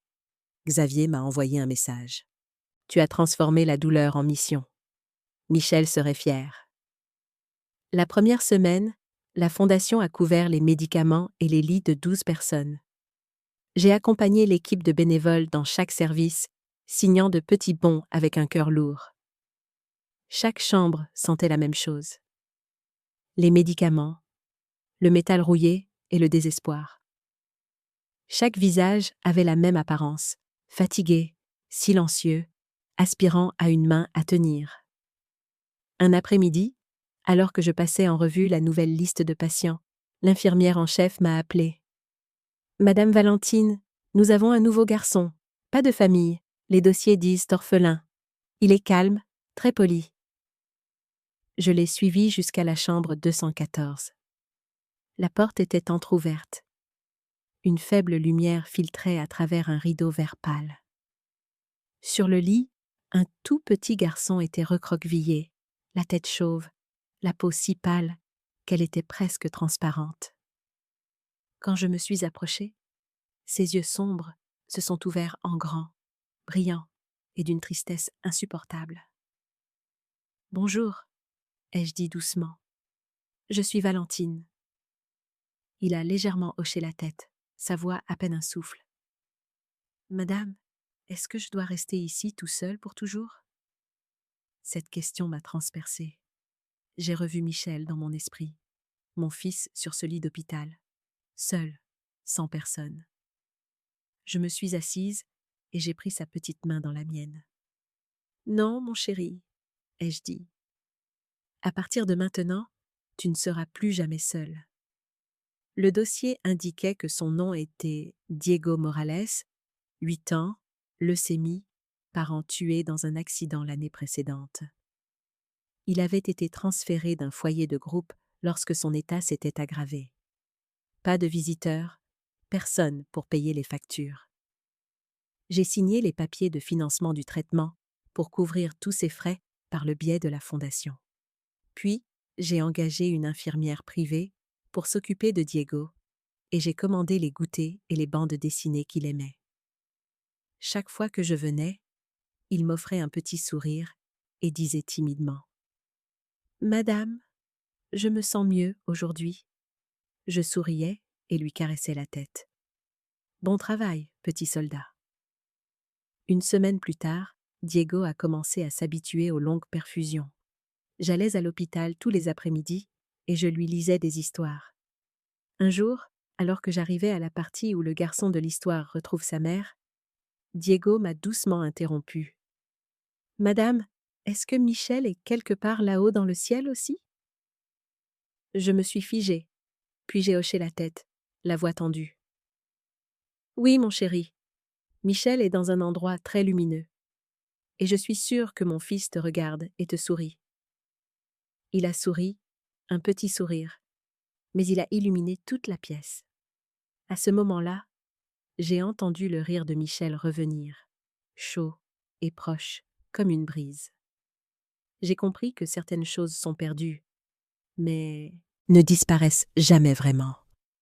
Elles reviennent sous une autre forme, plus douce, plus tendre. Chaque fois que je regardais Diego, j'avais l'impression de voir la partie la plus bienveillante qui restait dans ce monde. Il était fragile, mais essayait toujours de ne pas se plaindre. Quand l'infirmière venait faire une piqûre, il me tenait la main et murmurait « Madame, je n'ai pas peur. Je suis fort. » Je me suis détournée pour cacher mes larmes. Ces mots étaient comme une petite main me sortant de mon propre abîme. Un après-midi, Alors que les derniers rayons de soleil traversaient obliquement la fenêtre, Diego était allongé sur le côté, tenant la bande dessinée que je venais d'acheter. Il a levé les yeux et a parlé d'une voix légère comme le vent. « Si je guéris, est-ce que je pourrais vous aider à prendre soin des autres ?» J'ai souri doucement et j'ai touché sa joue. « Tu n'as rien à promettre, Diego. Le simple fait que tu sois là m'aide déjà. » À partir de ce jour, je ne suis plus allée à l'hôpital en portant mon deuil. Je portais du réconfort. Je m'asseyais près de son lit pendant des heures, coloriant avec lui, racontant des histoires, et parfois juste assise en silence, à regarder la pluie dehors. Une fois, il s'est endormi sur mon bras, la respiration régulière, le visage si paisible que j'ai oublié qu'il y avait des ventilateurs, du désinfectant et le bip régulier d'un moniteur cardiaque tout autour de nous. J'ai pris une photo et je l'ai gardée sur mon téléphone. Dessus, Diego sourit, les yeux brillants, un sourire édenté, tout comme Michel à 8 ans. Chaque fois que mon écran s'allume, j'entends ce rire, le rire que je pensais ne plus jamais entendre.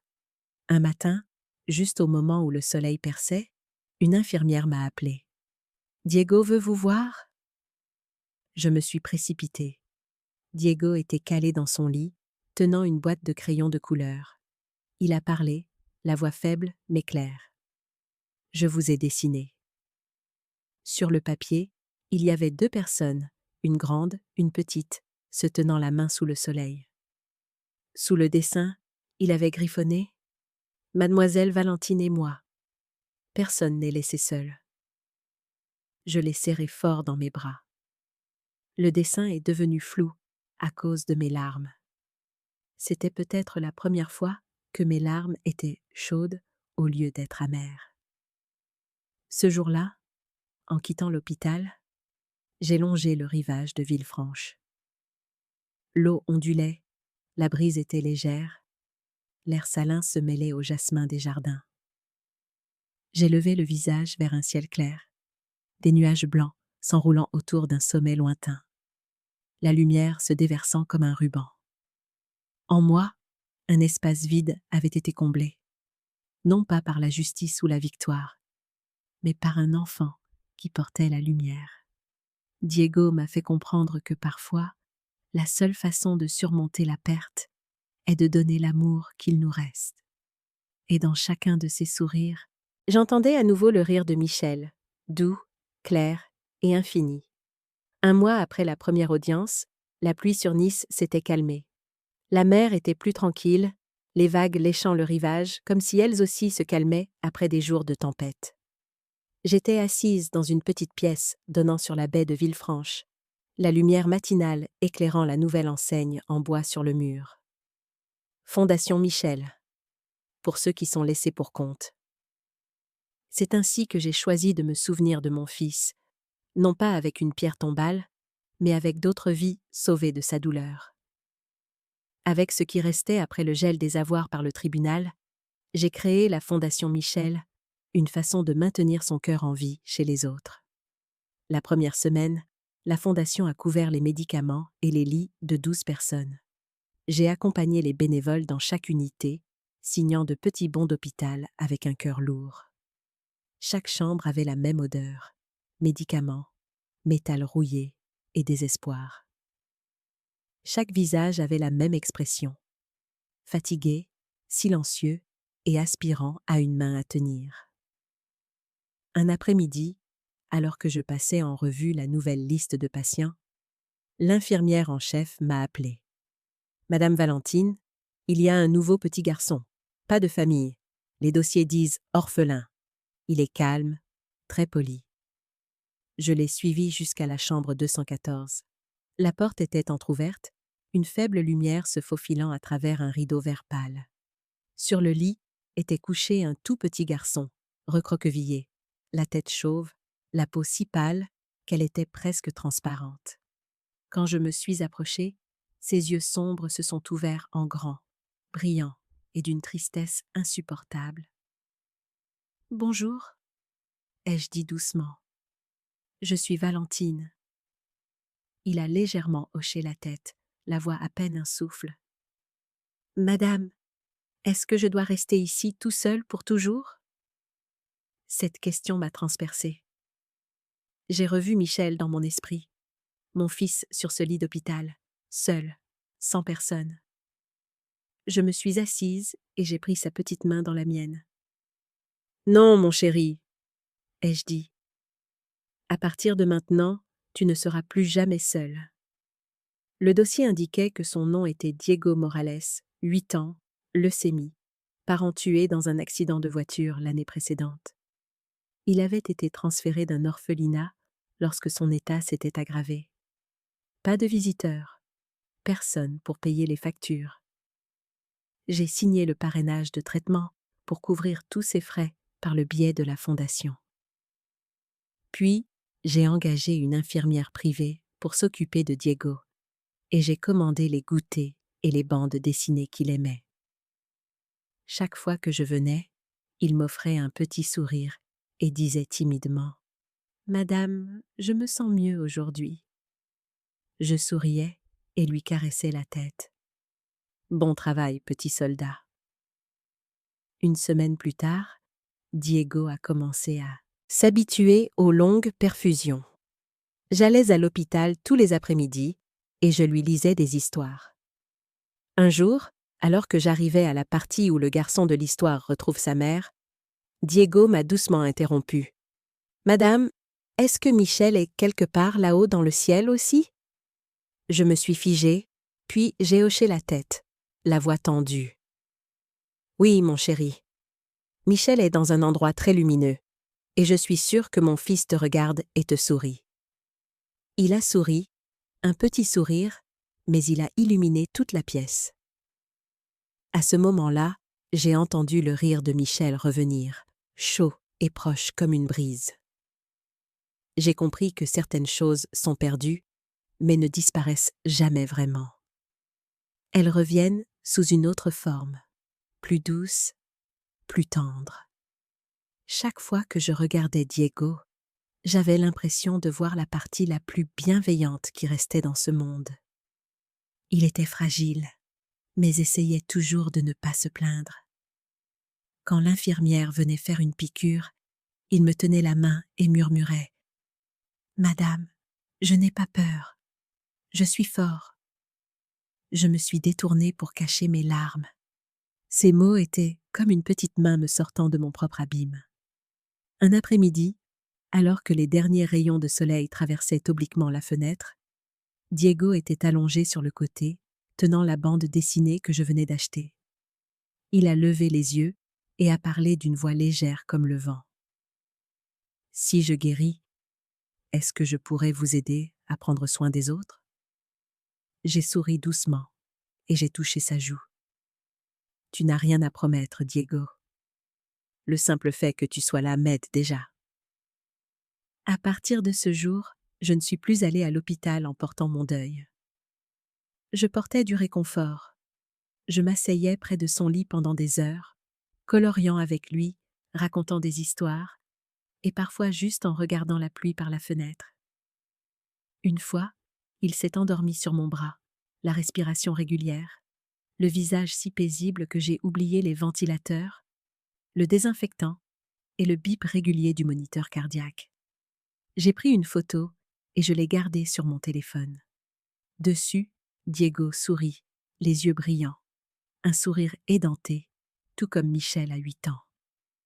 Chaque fois que mon écran s'allume, j'entends ce rire, le rire que je pensais ne plus jamais entendre. Un matin, juste au moment où le soleil perçait, une infirmière m'a appelée. « Diego veut vous voir. » Je me suis précipitée. Diego était calé dans son lit, tenant une boîte de crayons de couleur. Il a parlé, la voix faible mais claire. « Je vous ai dessiné. » Sur le papier, il y avait 2 personnes, une grande, une petite, se tenant la main sous le soleil. Sous le dessin, il avait griffonné « Mademoiselle Valentine et moi. Personne n'est laissé seul. » Je l'ai serré fort dans mes bras. Le dessin est devenu flou à cause de mes larmes. C'était peut-être la première fois que mes larmes étaient chaudes au lieu d'être amères. Ce jour-là, en quittant l'hôpital, j'ai longé le rivage de Villefranche. L'eau ondulait, la brise était légère, l'air salin se mêlait au jasmin du jardin. J'ai levé les yeux vers le ciel clair, des nuages blancs s'enroulant autour d'un sommet lointain, la lumière se déversant comme un ruban. En moi, un espace vide avait été comblé, non pas par la justice ou la victoire, but by a child who carried light. Diego m'a fait comprendre que parfois, la seule façon de surmonter la perte est de donner l'amour qu'il nous reste. Et dans chacun de ses sourires, j'entendais à nouveau le rire de Michel. Doux, clair et infini. 3 mois plus tard, Diego a été autorisé à sortir. Le docteur Patel a souri en me tendant l'autorisation de soins à domicile. Il se rétablit bien, Valentine. Maintenant, il a juste besoin d'un endroit chaleureux pour grandir. J'ai baissé les yeux sur Diego. Ses yeux pétillaient comme les vagues du matin, ses joues à nouveau roses. Il a serré ma main et a murmuré « Madame, rentrons à la maison ». J'ai hoché la tête, la gorge serrée. Ces 2 mots, rentrer à la maison, n'avaient jamais eu autant de sens.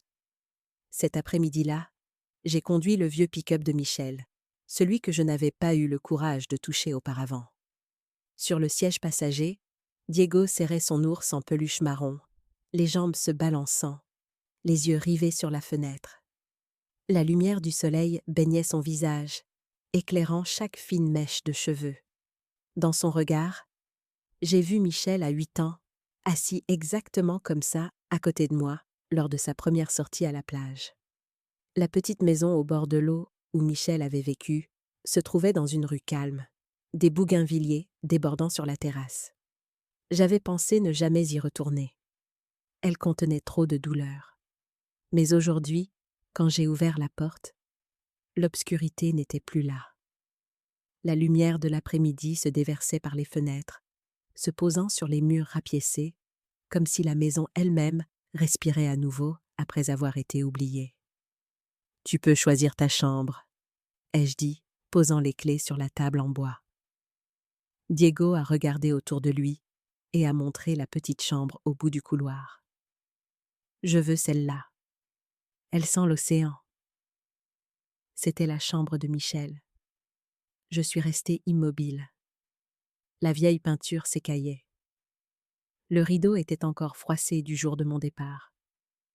Mais les yeux de Diego contenaient quelque chose qui m'a adoucie. Le regard impatient d'un enfant qui avait enfin un endroit à appeler chez lui.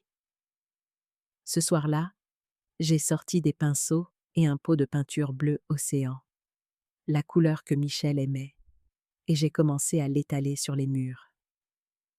Diego se tenait à côté de moi, souriant, les mains maculées de peinture. « Je peux aider, n'est-ce pas ?» J'ai ri. « Très bien, petit soldat. » Nous avons travaillé jusqu'à la tombée de la nuit. Quand la lumière s'est allumée, la chambre portait une nouvelle couche, un bleu doux, l'odeur de la peinture se mêlant au sel de mer et au jasmin de la terrasse. J'ai remis la photo encadrée de Michel sur l'étagère, celle de sa remise de diplôme d'officier, la fierté brillant sur son visage. Diego l'a regardé longtemps, puis a délicatement posé son ours en peluche à côté. « Est-ce qu'il m'aimerait bien ?» a-t-il demandé, la voix minuscule. J'ai lissé ses cheveux et j'ai répondu. « Il serait très fier, Diego, parce que tu es courageux et que tu sais aimer. » Il a souri, les yeux brillants dans la chaude lumière jaune, celle qui a rendu la maison vraiment chaleureuse pour la première fois depuis des années. Cette nuit-là, j'ai préparé notre premier repas dans une cuisine qui n'avait pas vu de vapeur depuis longtemps. J'ai choisi des tacos, le plat préféré de Michel. Enfant, il voulait des tacos tous les dimanches et racontait toujours des histoires de soldats entre 2 bouchées. J'ai plié chaque coquille et j'ai installé Diego à table. Il a pris une bouchée, les yeux s'illuminant. « C'est tellement bon, madame !» J'ai ri. À partir de maintenant, chaque dimanche est le jour des tacos. Marché conclu? Diego a hoché la tête, la bouche pleine, me faisant rire jusqu'aux larmes. Après le dîner, nous nous sommes assis sur la terrasse. Un fin croissant de lune était suspendu au-dessus de l'eau. Les vagues tapaient comme un battement de cœur régulier. Diego s'est appuyé sur mon épaule et a murmuré. « J'aime bien ici. Le bruit des vagues ressemble à une berceuse. »« Moi aussi, » ai-je dit en lui serrant la main. C'était la maison de Michel. Maintenant, c'est la nôtre. Dans les jours qui ont suivi, la vie a pris un nouveau rythme. Pas bruyant, pas larmoyant, juste de petits moments qui signifiaient tout. Chaque matin, je me levais tôt, je préparais du café et je faisais chauffer du lait pour Diego. Quand le soleil se levait sur l'océan, je sortais le kayak pendant qu'il courait sur le sable mouillé, ses petits pieds laissant une longue traînée d'empreintes. De loin, j'entendais son rire porté par le vent. Ce son, innocent, clair, adoucissait mon cœur. Je ne me sentais plus seule. Il semblait qu'à chaque vague qui frappait le rivage, Michel me renvoyait un peu de paix. En fin d'après-midi, Diego et moi nous asseyions sur la terrasse pour colorier les dessins qu'il avait faits à l'hôpital. Un jour, il m'a dessiné, les cheveux argentés volant au vent, une pagaie à la main sur l'eau libre. Il a posé le crayon et a murmuré « Madame, vous ressemblez à une super-héroïne. » J'ai ri et j'ai lissé ses cheveux. « Non, mon fils, je suis juste une vieille soldate qui réapprend à aimer la vie. » La nuit, la maison devenait inhabituellement silencieuse. Une lumière jaune et chaude filtrait à travers les rideaux, tombant sur son petit visage endormi.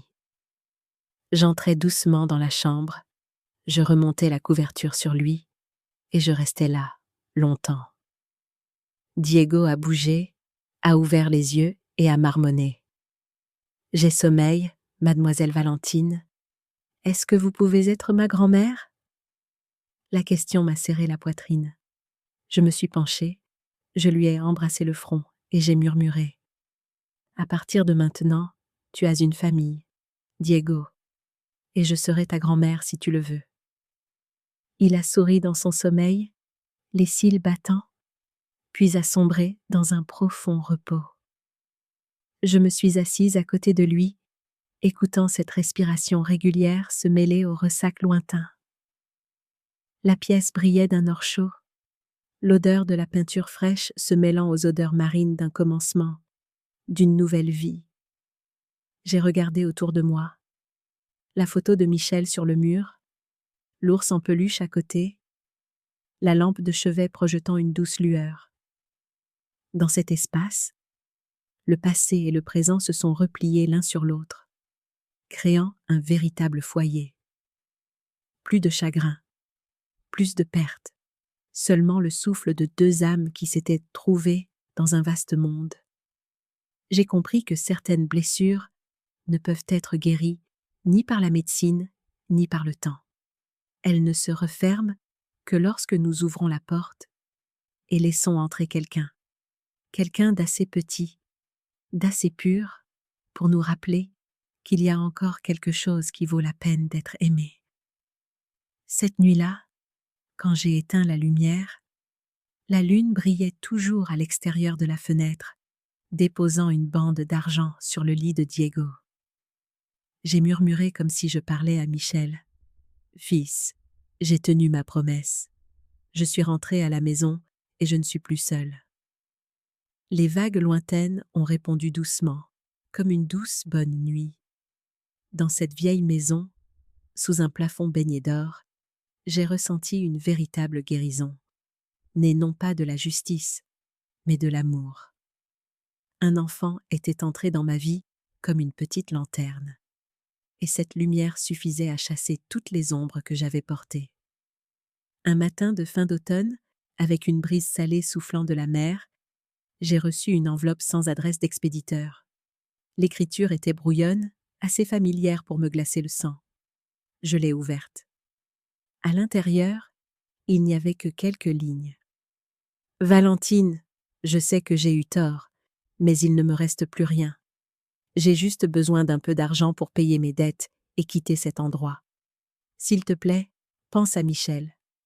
Je ne t'importunerai plus. Pas de véritables excuses, pas une seule ligne sur la douleur qu'elle avait causée. Juste des mots bon marché enveloppés dans une fausse supplication, comme si l'argent pouvait tout effacer. Je suis restée assise, immobile, pendant un long moment, fixant le papier. Dehors, les vagues continuaient de déferler, se répandant sur le sable et se retirant, laissant une écume blanche qui disparaissait rapidement. J'ai plié la lettre et je l'ai glissée dans l'épais dossier du procès. Je gardais toujours les preuves qui avaient révélé le vrai visage de Valérie. Elle ne méritait pas de réponse. Cet après-midi-là, Ruiz a appelé. Sa voix était basse, mais plus détendue que d'habitude. Valentine, le tribunal a rejeté son appel. Toutes les preuves tiennent toujours. Elle n'a plus d'option. J'ai expiré doucement et j'ai regardé la photo de Michel sur le mur. Merci Ruiz. Je n'ai pas besoin qu'elle subisse plus de punitions.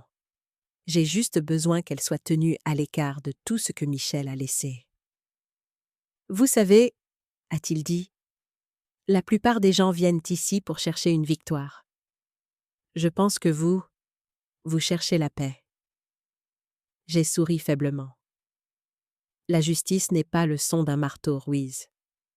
C'est de pouvoir dormir sans haïr personne. Quand l'appel s'est terminé, je suis sortie sur la terrasse, le vent marin soulevant mes cheveux argentés. Diego était assis dans le jardin, collant soigneusement des étiquettes rondes sur chaque sac de médicaments. Les trousses de soins que la Fondation Michel envoyait aux patients dans les zones reculées. Sur chaque autocollant, il avait griffonné avec un stylo de couleur « Sois courageux ». « C'est fini, madame !» a crié Diego, les joues rougies par le soleil. Je suis descendue et j'ai regardé la rangée bien alignée de sacs, mon cœur s'adoucissant. « Tu as fait un excellent travail, Diego. Nous allons porter l'espoir beaucoup plus loin. » Depuis la fin de l'audience, la Fondation Michel avait grandi plus vite que je ne l'avais imaginé. Ruiz m'a mise en contact avec des groupes médicaux et Xavier a aidé à gérer le programme de soins mobiles, envoyant des camionnettes médicales dans des endroits reculés où les patients ne pouvaient pas atteindre la ville. Diego et moi nous joignions souvent aux premières tournées.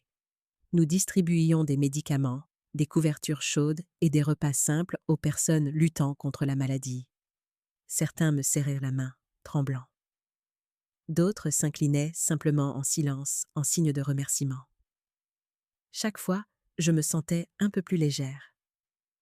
Un jour, dans un petit hôpital de montagne, Diego m'a donné le dernier autocollant. Il a parlé avec un sérieux surprenant. « Celui-ci est pour vous. Vous devez être courageuse, vous aussi. » J'ai ri, et des larmes ont quand même coulé. Je l'ai collé sur l'ambulance, juste à côté du logo de la Fondation Michel. Ce minuscule cercle jaune brillait sous le soleil. Un rappel que le courage n'est pas l'absence de peur. C'est avancer malgré tout, même après la perte. Cette nuit-là, de retour à la maison, j'ai ouvert mon ordinateur portable pour écrire un article pour le site web de la Fondation. J'avais l'intention de partager des mises à jour, mais mes mains ont commencé à taper autre chose. Je l'ai intitulé « L'héritage de Michel ». Je n'ai pas écrit sur le procès, sur Valérie ou sur les jours sombres. J'ai écrit sur Michel, mon fils, qui riait des vagues, qui partageait son dernier taco avec sa mère, qui rêvait d'aider les autres de son vivant. J'ai écrit que parfois, la gentillesse peut naître de la trahison, si nous avons la patience de ne pas laisser la haine nous consumer. L'article se terminait par une simple phrase « La justice n'est pas seulement une punition. La vraie justice, c'est d'aider quelqu'un à continuer à vivre avec la foi, avec une main à tenir, avec un sourire. » Je l'ai posté à minuit. Le lendemain matin, ma boîte de réception a débordé. Votre histoire m'a donné envie d'appeler ma mère tout de suite. Je pensais que je ne pourrais jamais pardonner. Mais maintenant, je vois que le pardon est le seul moyen de ne pas porter le poids pour toujours. Michel est parti. Mais à travers vous, il sauve encore des gens. J'ai lu chaque message, des larmes coulant tandis que mon cœur se réchauffait. Je ne ressentais plus la même perte. C'était comme si Michel vivait encore, juste sous une autre forme, à travers les personnes que la Fondation touchait, à travers les sourires et à travers Diego, l'enfant qui a ramené la lumière dans ma vie. Dans l'après-midi, Diego a couru dans mon bureau en tenant un téléphone. « Madame, nous avons 200 donateurs de plus. Ils ont dit que votre article les a fait pleurer. » J'ai caressé sa tête et j'ai souri. Ce n'est pas grave. Les larmes sont une façon pour les gens de retrouver leur cœur. J'ai regardé par la fenêtre. Le ciel était d'un or pâle. Les vagues s'enroulaient doucement et la lumière du soleil tombait sur la photo de Michel. Elle illuminait l'autocollant, sois courageux, sur le bureau, le faisant scintiller comme une petite étoile. À ce moment-là, j'ai su que le passé avait enfin reculé. Valérie existait peut-être encore quelque part, une ombre errante, mais elle n'avait plus le pouvoir de définir ma vie. J'ai choisi une autre voie. Ne pas vivre pour chercher la vengeance, mais vivre pour donner. Et chaque fois que je vois Diego sourire, j'entends une voix familière en moi, profonde, douce, comme le vent de l'horizon lointain. « Maman, je suis fière de toi. » J'ai levé la tête et j'ai souri. Dehors, la mer bleue ne cessait de bouger, comme la vie elle-même, continuant toujours, peu importe l'ampleur de la perte qui se trouve derrière. Ce matin-là, la ville de Nice brillait sous un soleil dominical. Le palais de justice a ouvert tôt, quelques journalistes à l'extérieur, les déclencheurs des appareils photo crépitants. Je suis sortie de la voiture avec ma vieille mallette en cuir remplie de dossiers. Sur mon revers, j'ai épinglé ma médaille de service de la marine, non pas pour me vanter, mais pour me rappeler que j'ai traversé des batailles pires que celle-ci. C'était l'audience finale pour déterminer la totalité des actifs et la responsabilité civile de Valérie Cole. Près d'1 an après la mort de Michel, la vérité allait enfin s'établir. Ruiz marchait à mes côtés, stable et sans hâte. « Aujourd'hui est le dernier chapitre », a-t-il dit. « Et je vous promets que la justice ne manquera rien. » La salle d'audience était plus grande qu'auparavant, plus bondée, mais étrangement silencieuse. Valérie était assise à la table de la défense dans une simple robe noire, les cheveux en désordre, le visage pâle et poudré. Elle n'était plus la femme fière du yacht, seulement une ombre tremblante d'elle-même essayant de paraître composée. Lorsque le juge nous a appelés à l'ordre, Ruiz s'est levé, sa voix résonnant clairement dans la pièce solennelle. « Votre honneur, aujourd'hui nous présentons un organigramme des flux financiers, preuve du schéma de détournement et d'appropriation d'actifs de la défenderesse. » Sur le grand écran, des flèches reliaient des transferts, des factures et les dates d'hospitalisation de Michel. Ruiz a pointé chaque ligne. 10 avril, location de yacht Ocean Queen, 48 000 €. Le même jour, Michel Cole est admis aux urgences pour une hémorragie interne. 15 avril, achat de bijoux, Cartier, 22 000 €.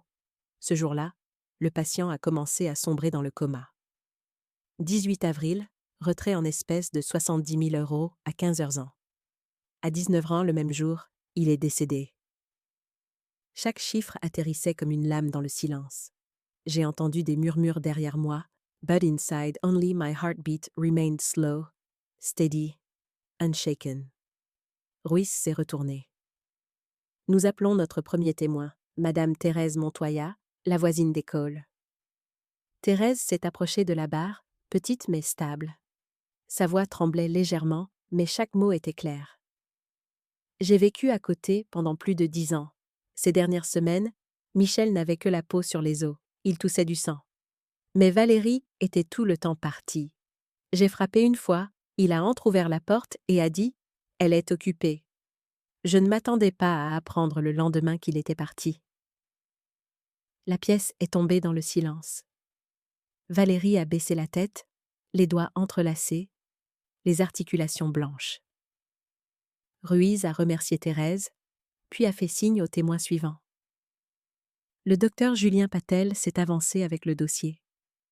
Il a regardé droit vers le juge, la voix calme mais lourde. J'ai confirmé que le patient a été admis gravement anémié et épuisé, mais sa vie aurait pu être prolongée d'au moins 1 an, avec un traitement approprié et des soins constants. Personne n'a rendu visite. Personne n'a signé le consentement pour une transfusion. Il est mort seul. J'ai incliné la tête. Les vieilles images sont revenues.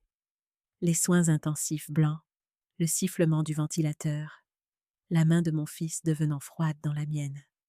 Mais je n'ai pas pleuré. Mes larmes s'étaient transformées en acier depuis longtemps. Ruiz s'est tourné vers le banc, la voix basse.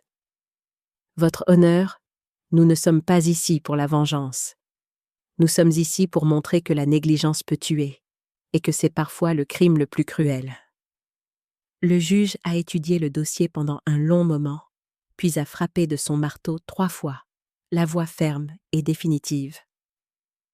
Le tribunal de grande instance de Nice ordonne la saisie de tous les actifs appartenant à la défendresse, Valérie Cole, y compris les biens immobiliers, les comptes bancaires et les investissements. Le transfert de la gestion de la succession et des fonds connexes à la Fondation Michel, administrée par Madame Valentine Cole, l'interdiction permanente pour la défendresse d'accéder à ou d'interférer avec lesdits actifs. Le marteau a résonné comme une cloche fermant un chapitre. Valérie a fondu en larmes, criant d'une voix rauque « Non, vous ne comprenez pas. Je voulais juste une vie meilleure. » Elle s'est effondrée sur sa chaise, le visage déformé, le maquillage coulant, mais il n'y avait aucun remords dans ses yeux, seulement la fureur de quelqu'un qui avait tout perdu. 2 officiers l'ont aidée à sortir de la pièce. Je n'ai pas regardé. J'ai levé les yeux et j'ai croisé ceux de Ruiz. Il a fait un petit signe de tête, le signe d'une victoire qui n'avait pas besoin de célébration. Dehors, le soleil de Nice était si brillant que j'ai plissé les yeux. Le vent balayait les feuilles mortes le long des marches. J'ai fait une pause, touchant le métal argenté sur ma poitrine, le métal scintillant dans la lumière. J'ai murmuré, à peine assez fort pour moi-même. « Fils, j'ai tenu ma parole. Justice a été rendue, et je continuerai à vivre pour toi, non pas dans la haine, mais dans la lumière. » J'ai levé les yeux. Le ciel était d'un bleu pur et infini, et dans la brise marine, j'ai cru entendre la voix de Michel, profonde, douce. « Maman, je suis fière de toi. » J'ai souri et j'ai hoché la tête. Puis je me suis retournée et j'ai marché vers l'océan, là où la lumière ne s'éteint jamais. 6 mois après l'audience finale, le ciel de Nice était d'une clarté limpide. La brise marine n'avait plus un goût amer, seulement sucré, comme un nouveau départ. Ce matin-là, le docteur Patel a appelé, sa voix portant une joie rare. « Valentine, Diego est en rémission complète. Ses analyses de sang sont parfaites. Aucun signe de rechute. » J'étais assise tranquillement sur la terrasse, le téléphone tremblant dans ma main. Mes yeux se sont brouillés, non pas de douleur, mais de savoir que parfois, les miracles sont réels. Diego est arrivé en courant, les cheveux en désordre, tenant un cerf-volant peint avec un poisson bleu. « Grand-mère, je peux retourner à l'école. » Je l'ai serré fort dans mes bras, écoutant ce petit battement de cœur régulier dans sa poitrine. « Oui, mon fils, c'est le vrai miracle. » Dans les jours qui ont suivi, Diego et moi avons rénové la maison ensemble. Nous avons peint les murs d'un jaune sable et planté des bougainvilliers rouges vifs le long de la terrasse. La fleur que Michel appelait autrefois la couleur du sourire de maman. Diego aimait peindre, alors il a dessiné partout, le soleil, les vagues de l'océan, même une baleine géante sur le mur de la cuisine. Je n'ai pas pu me résoudre à le repeindre. Dans chaque ligne maladroite se trouvaient des rires et une enfance rendue à un enfant qui avait combattu tant d'obscurité. Sur le mur du salon, j'ai accroché 2 cadres, un de Michel, un de Diego. 2 visages, l'un parti, l'autre grandissant, tous deux regardant vers la fenêtre ensoleillée. Entre eux, je me voyais moi-même, quelqu'un qui a passé près de la moitié de sa vie à apprendre que rentrer à la maison n'est pas retourner à un endroit. C'est retrouver la liberté que l'on a oubliée. Le matin, je gardais ma routine de kayak. Diego se tenait sur le rivage, agitant les bras sauvagement. « Grand-mère, dépêche-toi! Un poisson te poursuit !» Je me suis retournée et j'ai ri. L'eau éclaboussant autour de la pagaie. Son rire se mêlait aux vagues et se propageait jusqu'à l'horizon. Je ne me souviens pas de la dernière fois que j'ai ri aussi librement. La nuit, nous allumions le barbecue sur la terrasse. L'odeur du charbon de bois, le grésillement de la viande, le vent sifflant à travers les arbres, tout se fondait dans le son familier d'un vrai foyer. Sur la table, je posais la photo de Michel comme s'il était encore là, partageant le dîner avec nous. Diego a regardé la photo et a murmuré « Grand-mère ». Je crois qu'il sourit. J'ai répondu doucement, souriant dans la lumière chaude. Moi aussi, Diego. Nous sommes restés assis longtemps, regardant la lune se lever sur l'eau. Je lui ai raconté mes anciennes patrouilles en mer, les longues nuits de quart dans les grandes tempêtes, et comment un soldat apprend que la peur ne disparaît jamais. On apprend juste à vivre avec. Diego a écouté, la tête sur mon épaule, et a dit tranquillement « Grand-mère, je serai courageux comme vous. » J'ai ri et j'ai lissé ses cheveux. « Tu n'as pas besoin, mon fils. Sois juste gentil, c'est suffisant. » Cette nuit-là, quand la maison est tombée dans le silence, j'ai regardé autour de moi. La lumière se déversait par la fenêtre et baignait les 2 photos côte à côte. Mon cœur était étrangement paisible, comme si chaque tournant amer de ma vie m'avait ramené à ce moment. Je savais que j'étais enfin vraiment rentrée à la maison, non pas seulement dans une vieille maison, mais dans la partie de mon cœur que j'avais autrefois perdue. Mon histoire ne parle pas seulement de se battre pour la justice, elle parle d'apprendre à pardonner aux autres et à soi-même. Et je sais qu'il y a beaucoup de mères comme moi, trahies, en deuil, mais qui choisissent l'amour plutôt que la haine. Merci d'être resté avec moi jusqu'à la toute fin. Je crois que si vous entendez cela, vous croyez probablement ce que je crois, que la justice et la gentillesse peuvent marcher ensemble. J'aimerais savoir d'où vous regardez, quelle ville, quel pays. Veuillez le partager dans les commentaires pour que je puisse voir jusqu'où le voyage de Michel et Diego a voyagé. Si cette histoire a touché votre cœur, s'il vous plaît, aimez, abonnez-vous et partagez pour que la lumière de la compassion puisse atteindre un peu plus loin. Je suis Valentine et c'est ainsi que je tiens ma promesse de toujours rentrer à la maison.